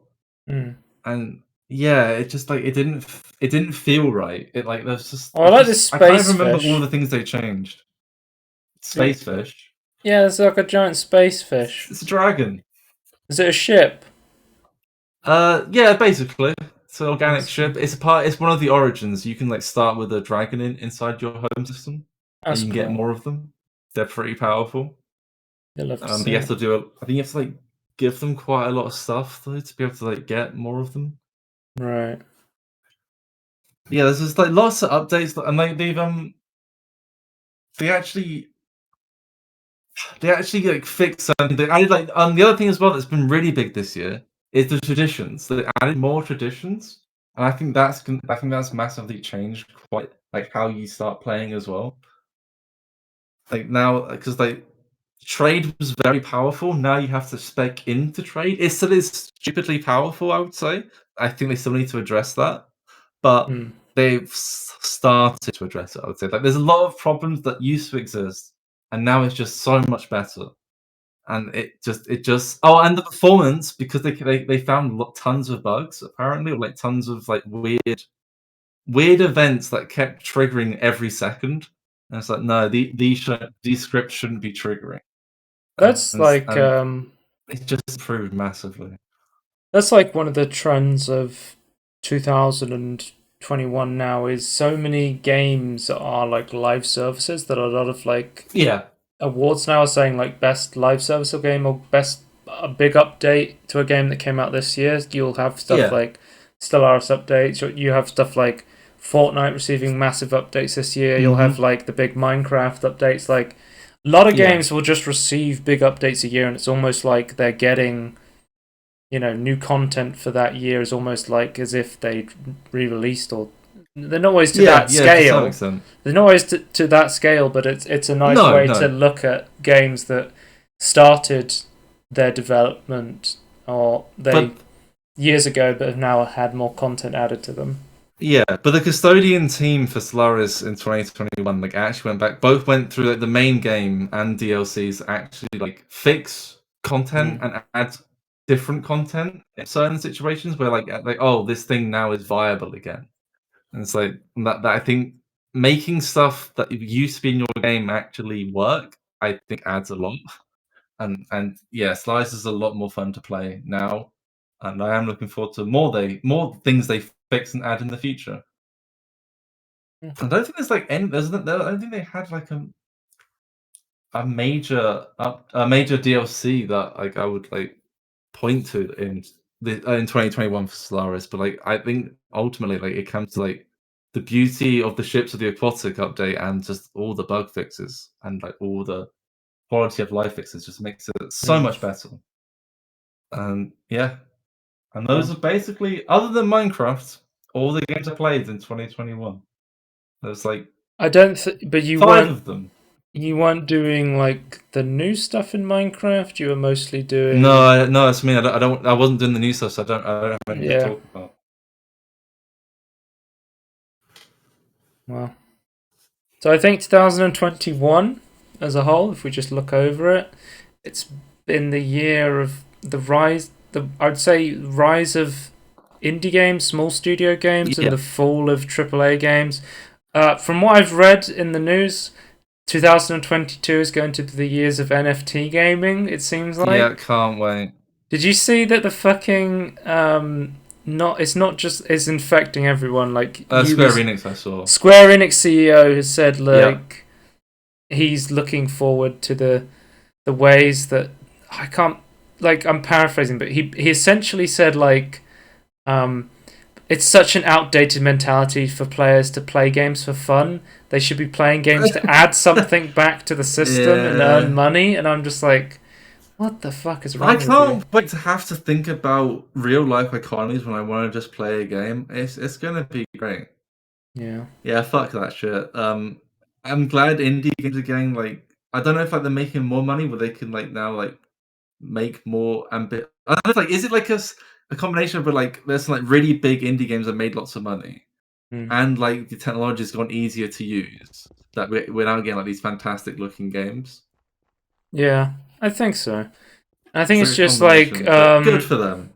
It's also a combination of discoverability as well. Yes. We have more stuff like back in the day. You have to have a trailer shown at E3. You'd have to have a massive marketing push. Yeah, you really would. With stuff like Steam reviews, YouTube reviewers, the demo festival, I think. Demo festivals, like stuff like this. I say like we've always been saying, like demos can be really fantastic if done correctly. But yeah, I think like I'm really excited. I'm not excited to see what, you know, a big publisher has out next or a big developer has out next. I'm excited to see what a small indie developer like Daniel Mullins, his next game. I'm excited to see a small indie games published by Devolver Digital might be like or like a smaller studio. Like I want to see the next Hazelight Joseph Farah's game. I want to see stuff like that. Like that's what I'm excited for. They're funded by bigger publishers, especially Joseph Farah, but they're still like indie studios basically. Yeah. And I thought, what better way to end the year in the podcast than with Battlefield 2042 gameplay? I think I know what this game is. This Wait, is did you play this then? yeah, I own this game. It's like Okay. it was 70p on Steam. I was like, why not? Oh yeah, it was really cheap, wasn't it? I forgot that. Fair This enough. is Clownfield 2042. Yeah, It's I saw basically that. just completely Yeah, taking that's alright. the piss out of Battlefield and how broken it is. Yeah. Does it have the bullet spread problem as well? I don't know. There is some bugs with the game, and then people were saying it's an immersive experience for Battlefield. There's like several maps you load in, and you just keep falling through the floor, and I'm like, this is so realistic. I love this. It's just so. I mean, for 70p meme game, I played for a couple of hours. It's alright. It's a funny meme game should be like 70p. Wait, we haven't we should show this game. We should have a meme game of the year. That would be interesting. Yeah. I feel like what are meme games though? It's like Muck, Clownfield. Is Muck a meme game? I feel like Muck and Crab Game are meme games that are so good they're not meme games. Yeah, that's what I mean. They're not meme games. So anyway, I think I would have assumed they were meme games, but yeah, I don't think they count. We've hit the 3-hour mark, so I'm legally obliged to end the podcast. Yeah, so, we're past curfew. We have to close. Yeah. So check us out and everything in between podcast on YouTube. Type him on using name probably because we're always talking about him, and he fucking love NFTs too. Twitch.tv/Scorn NFTs if you want to watch live, and at Scorn2000 if you want to follow me on Twitter for some reason. And we'll see you in 2021, which is right now. So goodbye. Bye.